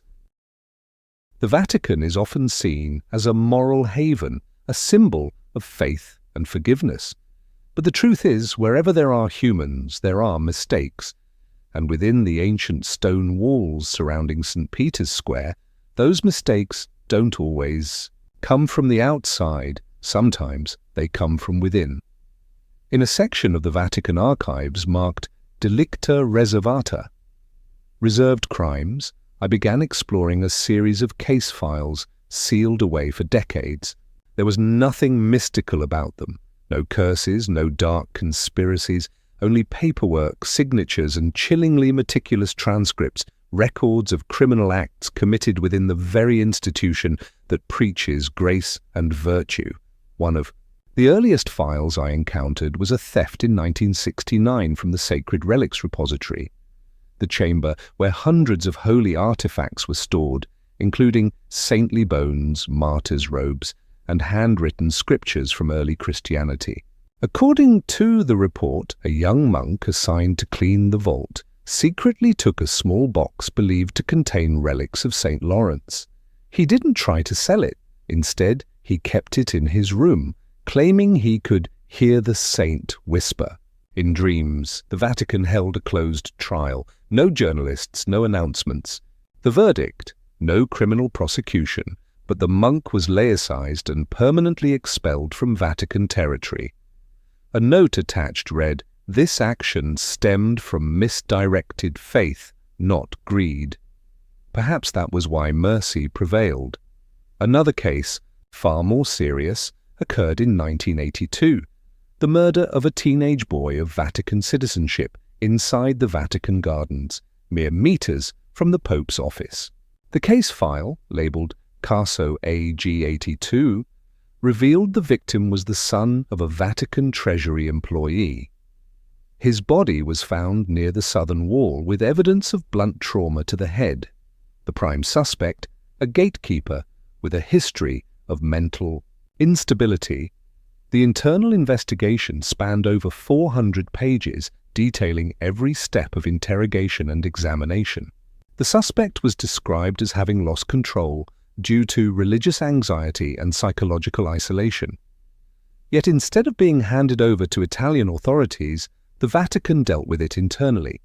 He was confined to a secluded monastic facility, cut off from the outside world, and never faced public trial. The final line of the report reads, "The peace of the faithful must be preserved more than the curiosity of the crowd." The Vatican operates under its own legal system, based on the Codex Juris Canonici, or canon law. But since the 1929 Lateran Treaty, it has also selectively adopted parts of Italian law, especially in severe criminal cases. Still, jurisdiction remains with Vatican courts, where judges are typically high-ranking clergy or cardinals. In the archives, I came across a list of judges from 1929 to the present, names that appear nowhere in public records, yet wield enormous authority in cases that could shake the Church's moral foundation. Another notable file pertained to suspected money laundering involving the Vatican Bank during 2009-2011. Though touched upon by the press, the documents I saw contained internal account records and transcripts from confidential meetings between bishops and financial advisors. A 2010 report stated plainly, there was negligence in monitoring transfers from the Opus account to a bank in Liechtenstein. No formal charges were ever filed, but shortly thereafter the bank's director resigned. No press release, no press conference, just a single note in the minutes of his final meeting. We choose to carry the wound rather than expose it to public carving. One of the most haunting cases, and perhaps the most shrouded in mystery, remains that of Emanuela Orlandi, a 15-year-old girl and Vatican citizen who disappeared in 1983. Her case has persisted for decades, spawning countless theories involving the Italian mafia, political plots, and Vatican cover-ups. Inside the archives, the related file is labelled Riservatissimo, top secret. I was only permitted to see a handful of pages dated 1985, including a memo stating that the Vatican received an anonymous letter claiming Emanuela was alive and being held for political negotiation. There was no official response. One cardinal wrote, "If the claim is false, replying invites chaos. If true, silence is our last hope." And so the Vatican chose silence. For 40 years. The archives is not a courtroom, but it is where the unspoken judgments are kept, not always to conceal, but because in a place as small and symbolically immense as the Vatican, every sin becomes systemic. Every failing is not just a personal fall, but a crack in the moral foundation shared by millions, and so the Vatican chooses to handle such matters in shadow, quietly, with law, but without light. If the Vatican is a treasury of faith, then art is the golden key that unlocks the deepest layers of the human spirit. The frescoes on the ceiling of the Sistine Chapel, the marble sculptures, the stained glass windows that narrate the scriptures, through image, all have become etched in the memory of humankind. But what few realize is this. Some works of art, sketches, studies, even completed paintings, have never been seen by the public. They remain in silence, hidden within the vaults of the Vatican.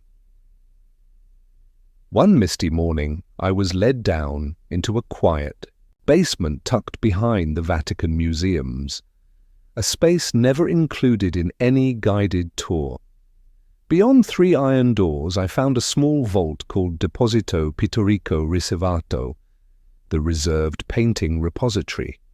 Here are housed artworks that have not yet been evaluated, have never been displayed, or have been withheld for being incompatible with current theological direction.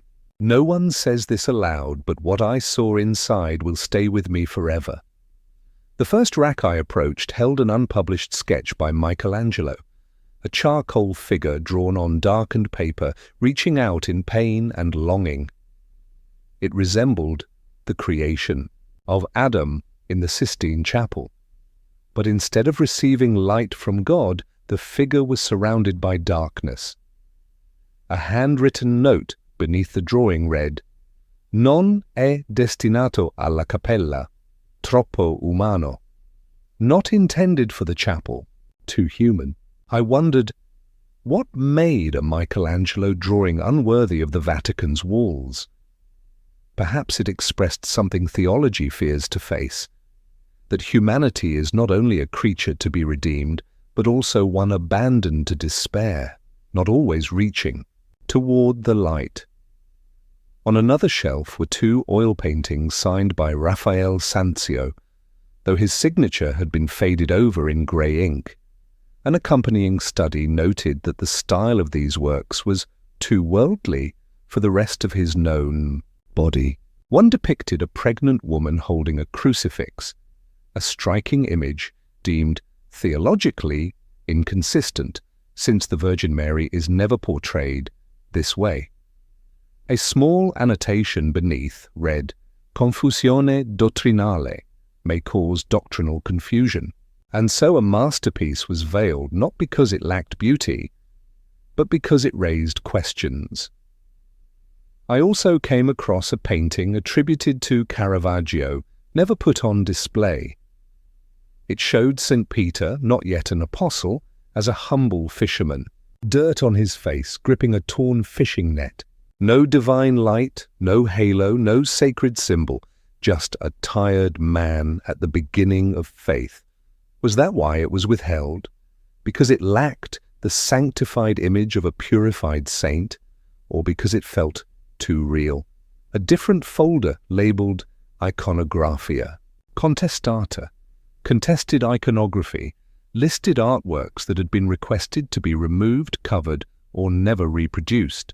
Among them were sculptures of the Virgin Mary portrayed in African and Asian features, created by local artisans during missionary periods. A 1911 Vatican Cultural Council memo noted, "Diversity is part of divine creation, but uniformity is necessary to preserve sanctity." Under that logic, many such statues were never placed upon altars. There was even a special section dedicated to modern art, documenting Vatican decisions to decline exhibitions or collaborations with major artists like Salvador Dalí, Francis Bacon, or Ai Weiwei. A 1950 internal document revealed Dalí had proposed a series of surreal revelations of the saints. Vatican officials responded, "We cannot allow sacred imagery to become obscure visual metaphor." But the Vatican does not destroy these works. Quite the opposite. They preserve them carefully, document each crack, each brushstroke, each layer of pigment, and yet they choose to keep them hidden.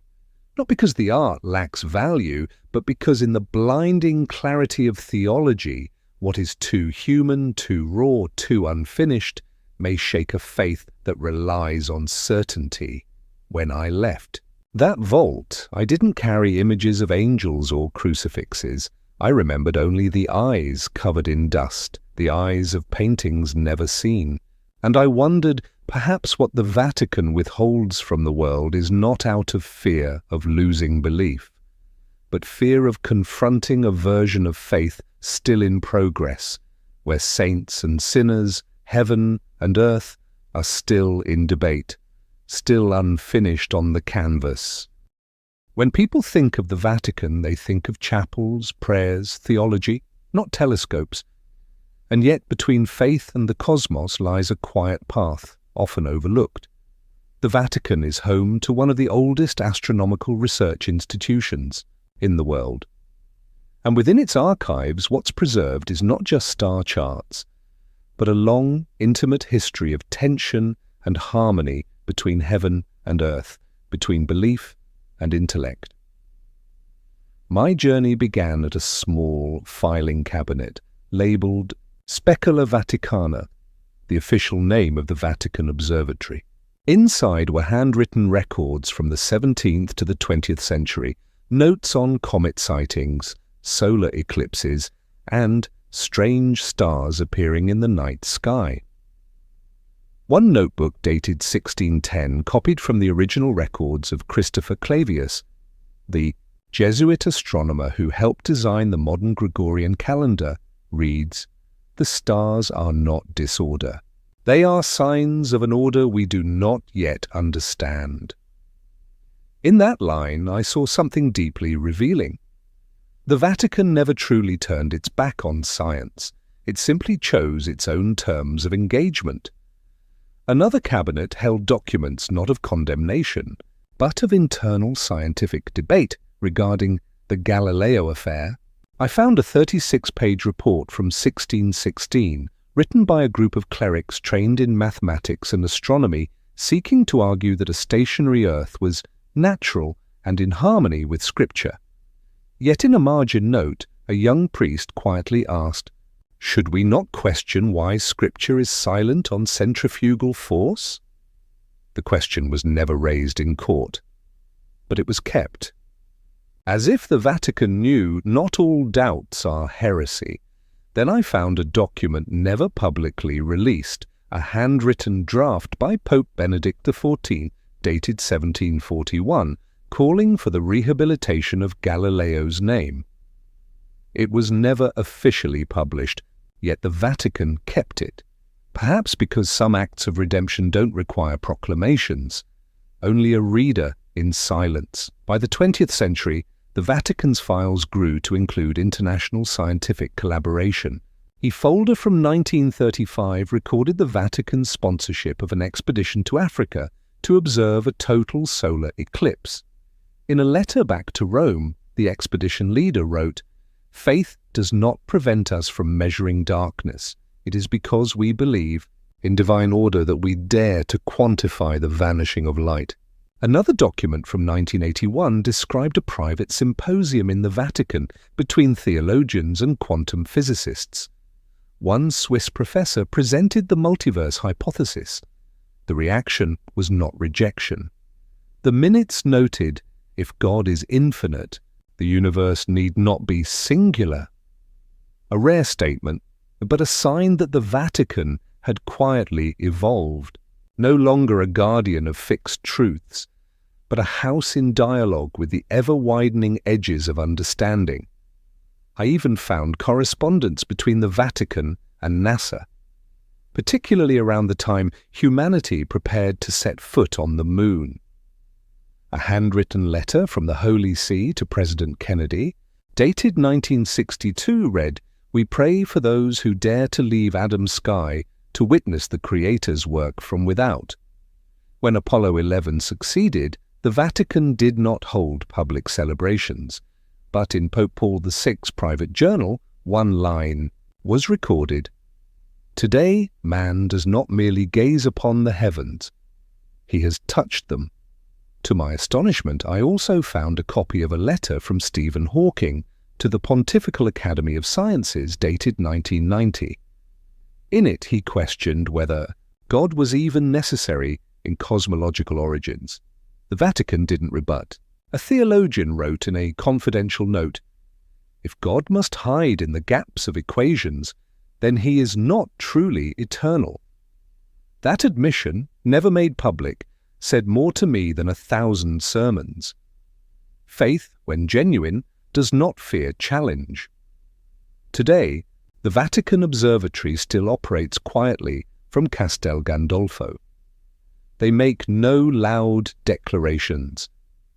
They do not argue with modern science. But in their archives I saw something even more profound. A faith that does not extinguish reason, but constantly dares it to its furthest boundary, so that when the last starlight fades, something immeasurable may still remain. One late afternoon, as sunlight from the dome of St. Peter's Basilica slanted into the lowest levels of the Vatican Archives, I opened a drawer marked Res Diplomaticae ex Oriente et Borea. Diplomatic records from the East and the North. Inside were not treaties of the European kind, not pacts with Catholic kingdoms, but a series of letters, messages, and transcripts of contact between the Vatican and vast empires that did not share the Christian faith, where belief did not align. But power still demanded dialogue. I began with a dossier from the 16th century detailing the early exchanges between the Vatican and the Ottoman Empire. A letter dated 1584, sent by Sultan Murad III to Pope Gregory X, was written in Ottomani, Turkish, accompanied by a Latin translation. In it, the Sultan addressed the Pope as leader of the believers in the triune God and proposed a commercial pact to ensure mutual respect for sacred territories. The Vatican's reply did not reject the proposal. When peace opens the path to prayer, there is no need for the sword of faith. A strange tone, cautious, yet yearning for a shared order between two civilizations, long portrayed as irreconcilable. In another folder from 1713, I found the transcript of a secret meeting between a Vatican envoy and representatives of the Qing dynasty held in Macau. It recorded the Holy See's concern over Emperor Kangxi's decree banning Christianity following the rights controversy. The internal note read, "The court does not reject faith, but rejects the denial of Chinese rights. We may withdraw the decree if it does not harm sacred doctrine." No agreement was reached, but the dialogue itself revealed that the Vatican had come to recognize bringing faith into another culture required humility, not dogma. What struck me most was a never declassified file titled Negotiationes cum Moscovia. It contained records of secret efforts from the 17th to the 19th centuries to establish relations between the Vatican and the Russian Tsars.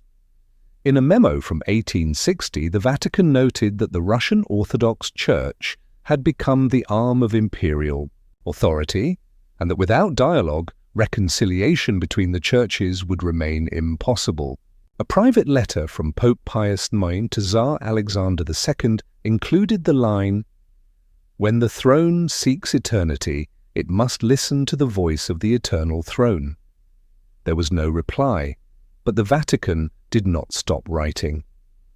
In a document from 1902, the Vatican recorded contact with a Japanese scholar representing the Meiji court.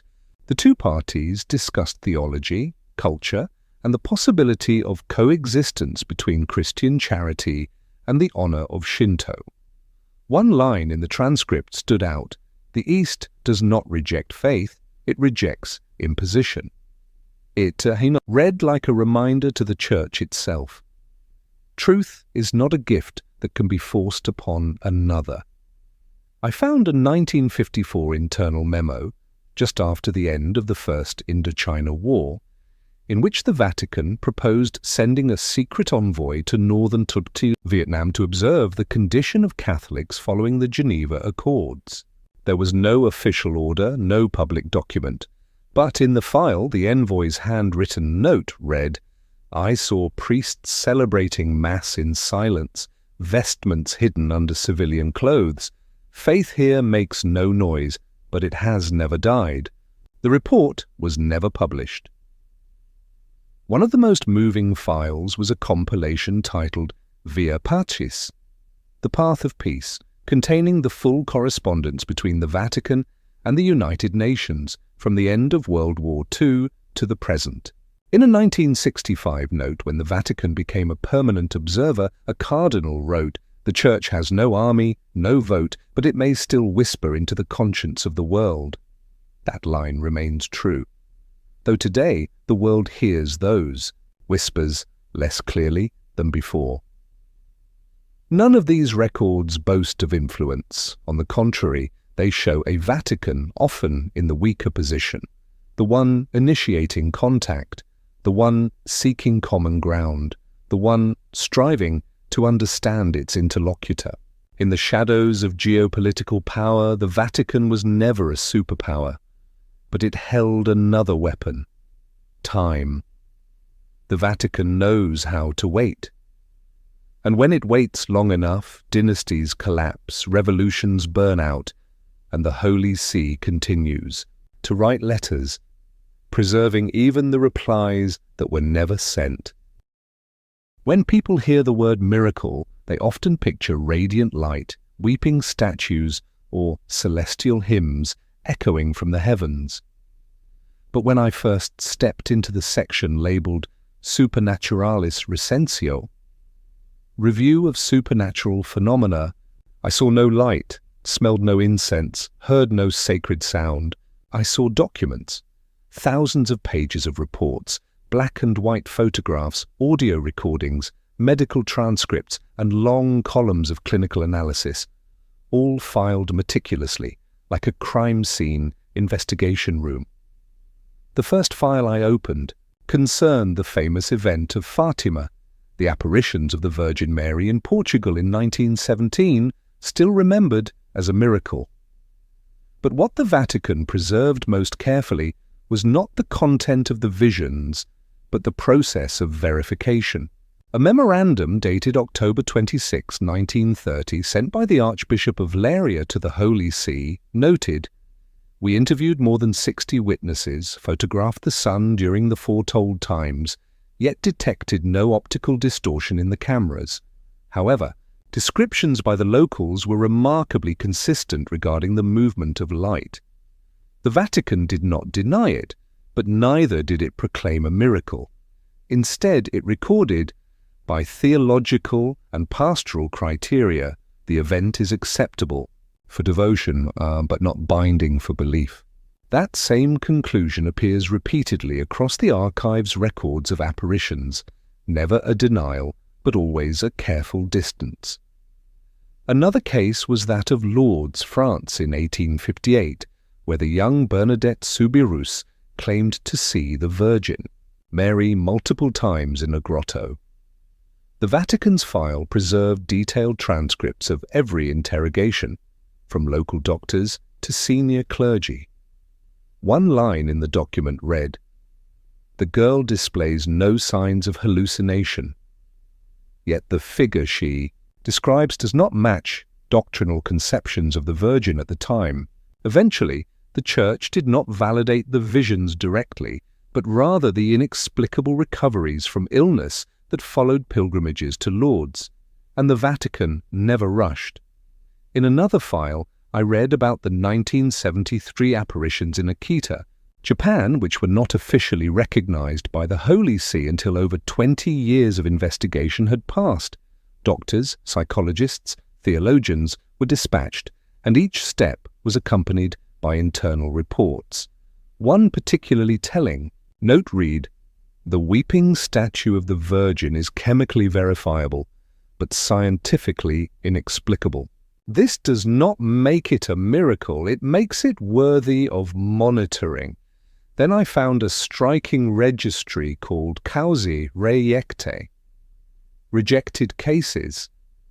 In it were hundreds of reports deemed fabricated, exaggerated, or lacking supernatural merit. There were photographs of statues dripping water due to plumbing leaks, audio recordings traced to human manipulation, witnesses who later retracted their claims. In one Latin American case, the supposed visionary confessed to having been paid by a pilgrimage group. The Vatican report simply stated, "Secular motivation, file closed." Another part of the archive held cases of unexplained healings. The Vatican maintains an independent medical panel called Consulta Medica, which evaluates every supposed miraculous recovery. One file from 2002 described a Parkinson's patient who fully recovered after praying to Blessed John Paul II. The attending physician confirmed it. Still, the Vatican noted 5 additional years of observation required to rule out natural remission. No haste, no sentimentality, just a process as rigorous as any clinical trial. One small file I stumbled upon bore the name Aurora Messina, a 17-year-old girl in Italy who in 1966 claimed to receive nightly divine prophecies during full moons. Crowds gathered at her home, but internal Vatican notes stated, after 7 months of observation, no objective evidence was found. The divine voice in her room was ultimately traced to a hidden speaker installed under her bed by her brother, who later confessed he only wanted to protect the faith of the villagers. The case was sealed with a red stamp. Deception for notoriety. But perhaps the most haunting file was one without a date, titled Lux Inter Cecos, Light Among the Blind. It contained a testimony by an elderly priest living in a mountain monastery in Switzerland. He claimed to have seen a glowing child in the snow one night, but when he approached, it vanished. He did not ask for recognition. He simply asked the Holy See to record his account, so that if anyone else ever sees it, they will not think themselves mad. The Vatican neither rejected nor affirmed it. One line from the examiner's note read, "Silence is the only way to preserve the sacred." The Vatican does not chase wonders. It observes, it doubts, it measures every tear from a statue, every unexplained light, every whispered prayer in the fields. And in that silence, it chooses to preserve what it does not yet understand, not to display, but to remind itself that if God truly reveals himself, he will not need trumpet blasts or headlines. He will arrive in moments no one expects and no one hears, except for those patient enough to wait, as the Vatican has done for centuries. I never meant to seek out the prophecy of Saint Malachy. For many within the Vatican, that name evokes more discomfort than reverence. Yet one day, while I was researching documents related to early 17th century councils, I stumbled upon a thin file tucked inside an unrelated dossier. Its cover was marked simply De Prophetia Malachiae, unpublished version. Inside was a handwritten copy dated 1595. The same year the prophecy was first printed in Rome by Father Arnold de Wyon in his work Lignum Vitae. The reason the Vatican preserved this manuscript was not out of belief, but to monitor how it spread. A margin note by Cardinal Baronius read, "The people are enamored with this prophecy as if it were a fifth gospel, but faith built upon fear is not faith." The prophecy of St. Malachy is said to have been written by the Irish Archbishop Malachy O'Morgair during a pilgrimage to Rome in 1139. In it, he listed 112 Latin mottos, each meant to correspond to a future pope from Celestine II up to the very last, who, it is said, would witness the fall of the Holy City and the Day of Judgment. In the Vatican Archives, I found an internal table, never made public, mapping each prophetic phrase to an actual pontiff. Some were eerily accurate. Lumen in Caelo, light in the sky, was linked to Pope Leo XIII, whose coat of arms bore a radiant star. Pastor Angelicus, the angelic shepherd, fit Pius X, revered for his spiritual life. But the further down the list, the weaker the connections. Ultimately, a Vatican memo from 1978 concluded, "This is the effect of reading backward. People assign meaning to what has already passed, not what is to come." Still, what prevented the Vatican from outright denouncing the prophecy was the final line. In Persecution Extrema SRA, sedebit Petrus Romanus. In the final persecution of the Holy Roman Church, Peter the Roman shall sit upon the throne, and then the city of 7 hills shall be destroyed, and the dreadful judge will judge his people. Then came 2013, Pope Benedict XVI resigned. The first papal abdication in 6 centuries. His successor, Jorge Mario Bergoglio, who took the name Francis, born in Buenos Aires but of Italian descent, Roman blood. Though no pope has taken the name Peter II, the Vatican suddenly received hundreds of letters from the faithful around the world, all asking the same thing. Is this the final pope? One internal document I found recorded a meeting of the cardinals in 2014, just months after Francis's election. During it, a young bishop expressed concern that this prophecy is being weaponized to fuel apocalyptic anxiety and undermine reform. The dean of the college replied simply, "The Church does not fear the end. We only fear that people stop living for tomorrow." Another file titled Legendum non publicandum, to be read, not published, documented a Vatican commission that had once investigated the true origins of the prophecy. Several scholars argued the entire text was written in the late 16th century to support specific candidates in a papal conclave. One historian asked bluntly, "If Malachi truly wrote this, why is it never mentioned for 400 years? But, in the end, the Vatican reached no official conclusion. The file ends with a line that says, "We do not publish what may confuse, even in order to deny it." And so the prophecy remains a ghost, neither authenticated nor erased, neither confirmed nor condemned.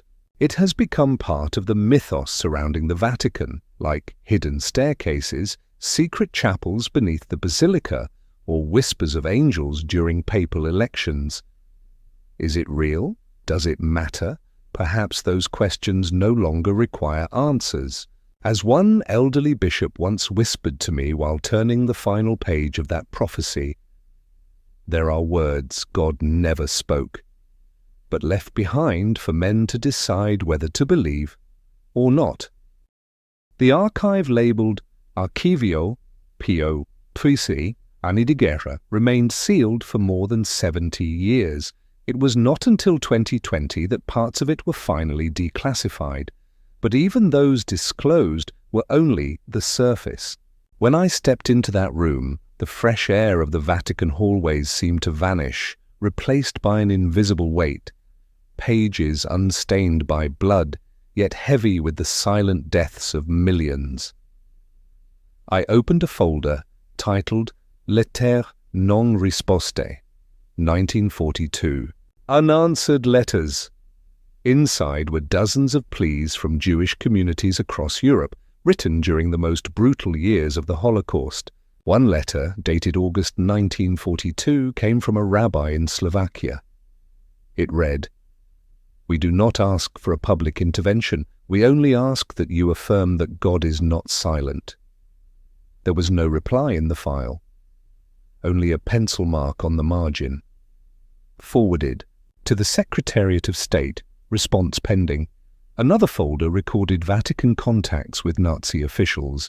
In a memorandum dated November 1939, the German ambassador to the Vatican, Diego von Bergen, pledged, "The Reich will respect religious freedom if the Holy See maintains neutrality on internal matters." Cardinal Maglione, then Secretary of State, replied, "We do not intervene in politics, but we will speak if innocent life is threatened." And yet, if that voice spoke, it never reached the public. One internal report shook me to the core. A document addressed directly to Pope Pius V and dated October 1943, just weeks after Jews in Rome were deported by fascist authorities. It stated, nearly 1,000 Jews were taken from the city on October 16th. The train departed from Tiburtina station. Destination unknown.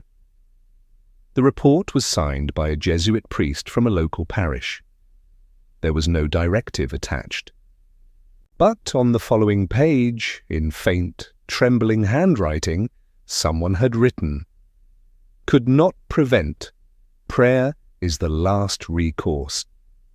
I found no handwritten orders from Pius XIII commanding silence, but I found absence in speeches, messages, public declarations, throughout the period when Jews were being slaughtered en masse. A folder titled Discorsi Mancanti, Missing Speeches, contained drafts of 3 addresses that were never delivered. One of them, dated December 24, 1942, bore the title Sicut Stellae in Nocte, like stars in the night. In it was the line, "We grieve for the millions of innocents destroyed, whether for their race, their faith, or their language." But that message was never read aloud. A note beside it read, "Would endanger German parishes must wait." But the waiting never ended. Still, the Vatican did not remain entirely silent behind closed doors. I read hundreds of records documenting secret efforts to save Jews, especially through monasteries, churches, and religious institutions across Italy, France, and Poland. A 1944 file noted, "Santa Brigida Convent has hidden over 200 Jews disguised as pilgrims. The abbot accepts personal responsibility if discovered." There were dozens more such cases, yet no public statement from the Holy See confirmed or protected these actions, because a single word could have dragged hundreds out into the light and to their deaths. A letter from Bishop Angelo Rota in Budapest, dated 1944, read, "If we speak, they will kill more. If we remain silent, our conscience will die." There was no recorded reply. But in a private memo I found a handwritten line, unsigned, "To choose between voice and life, no one is holy enough to choose rightly." After the war, a file labelled Difese e Silenzi, Defences and Silences, contained transcripts of internal meetings preparing for the coming wave of criticism. One cardinal suggested a public statement that the Holy See had quietly saved lives during the Nazi reign. The proposal was rejected. Instead, the Vatican chose continued silence and let the world debate. One final note read, "We do not speak. History will find the words, and history has never stopped searching.